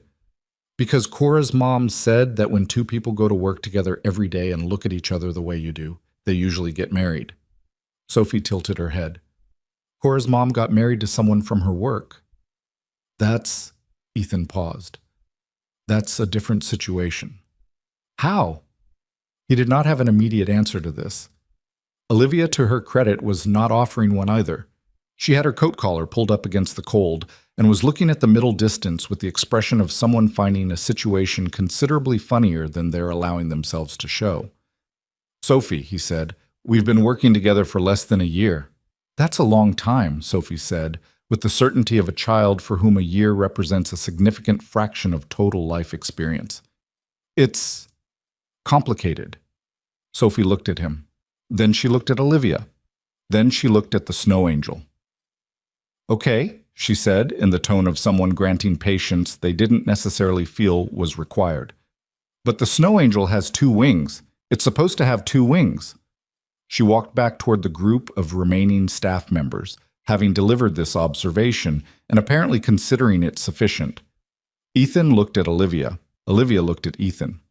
"The snow angel has two wings," she said. "So I heard." A beat. "She's not wrong," Olivia said. "She's usually not." The snow that had threatened all morning finally started falling.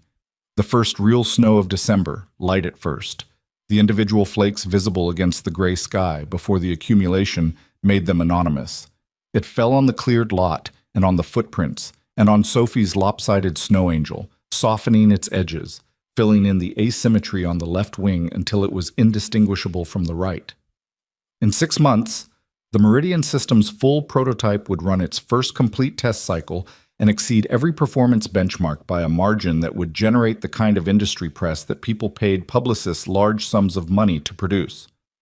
In 8 months, the first licensing partnership would be signed in a room in Minneapolis with Olivia on one side of the table and 2 regional airline executives on the other, and Ethan would not be in the room because he would be in Bismarck helping Sophie study for a geography test, which was something he considered the more important obligation and which Olivia had agreed with entirely. In a year, construction on the Innovation Center would be far enough along that the structural form of it was visible. A building that was not trying to be monumental, but that had the clean, purposeful lines of something built to last. 700 people would eventually work there, which was not a number that would reshape the economic profile of a large city, but would reshape the economic profile of this one, quietly and persistently, the way real change happens, not in moments, but across time. In 3 years, Sophie would stand in the Innovation Center's lobby on a school tour, her whole class filing past the exhibits about aerospace engineering, and she would stop in front of a photograph mounted on the wall. A woman with dark hair, laughing at something off camera, standing in front of a building that had not yet been built when the picture was taken. And Sophie would say to the kid next to her, without drama, without making it into anything it wasn't, "That's my grandmother, she started all of this." And then she'd move on to the next exhibit because she'd grown up knowing this, and it wasn't a surprise to her, and the ordinariness of that knowing was the best possible outcome. But that was all later. Right now it was December, and the snow was falling, and Ethan Calloway was standing on a lot in Bismarck with a woman who had found him outside a courthouse when he had nothing. And together they were watching his daughter run toward a group of people she'd come to know over the past year. Her coat open and her braids uneven, and her 2 big boots leaving the particular tracks that children leave in fresh snow. Direct and purposeful, and slightly too far apart, heading somewhere with total confidence. He wasn't sure still that he'd gotten good at any of the things he'd needed to learn this year. He was better at corporate meetings than he'd been in February. He was not better at being on time to things that had start times. He'd never entirely sorted out the apartment's coffee maker, though he'd made a kind of peace with the 45-second delay by using it as a forced pause in the morning, 30 seconds of standing in the kitchen doing nothing before the day started, which turned out to be something he needed and hadn't known how to build into his life before an appliance enforced it. He'd learned that his mother had loved him in a way that was complicated by the same force that had made her great at everything else, the absolute certainty that she knew what was best, which was sometimes right and sometimes the most costly kind of wrong there is. He'd learned that the shape of a life could change entirely in a single day, and that the change might turn out to be the thing you'd needed and couldn't have gotten to by any other route. He'd learned that people who hurt you were not always simple villains, that Monica, who had taken his house and diminished him and unknowingly handed his private life to a man who was using her, had also been a person who'd been used herself, who'd filed a complaint in a bar office alone one day because she'd understood eventually that something had been done to both of them and had tried to do something about it in the only way she knew how. He could hold both truths. It wasn't comfortable, but he could hold them. He'd learned that Olivia Harrington was, under the composure and the competence and the fluency in every room she walked into, a person who was genuinely afraid of losing what she cared about, and who expressed this fear by gripping what she was trying to protect very tightly, and who was, when she allowed herself to relax the grip slightly, someone he wanted to know for a long time. He'd learned that Sophie, who was 8 now and would be 9 in the spring, was the most precisely herself person he'd ever known. She hadn't required the upheaval of the past year to become who she was. She'd arrived that way, complete and direct and possessed of opinions about marker etiquette and eraser collections and the geometric accuracy of snow angels. The year had moved around her and she had moved through it, and she was fine, in the way that children are fine when the adults around them are honest about what is happening and show up for what matters. She was fine. He had done that right, at least. He was claiming it. Olivia's hand found his, somewhere in the middle of his thinking, the way that things happen between people who have been in close orbit long enough that small moves happen before they're decided. Her hand was cold. He closed his fingers around it. She didn't say anything. He didn't either. The snow fell on the cleared lot and on the city around them and on the flat winter land that ran out to the horizon in every direction, wide and white and old. Sophie was laughing at something. He could hear it from across the lot, that particular laugh she had, full and entirely unself-conscious, the laugh of someone who hadn't yet learned to be careful about what she let other people see of her joy. He hoped she kept that. He was going to do everything he could to make sure she kept that. The divorce that had looked like an ending had been the door to everything that followed. He didn't like that it had worked that way. He didn't think suffering was a necessary condition for finding your life, and he wouldn't wish the year on anyone. And if he could have gotten here without the loss and the stripping down and the courtroom and the cracked windshield truck and the rented room with no furniture, he would have. He wasn't romantic about hard times. Hard times were just hard. But he was here. That was the only thing left to say about it. He was here, in the snow, holding a hand he hadn't planned to hold, watching his daughter run, in the city where he was going to stay. He was here. That was enough. That was everything.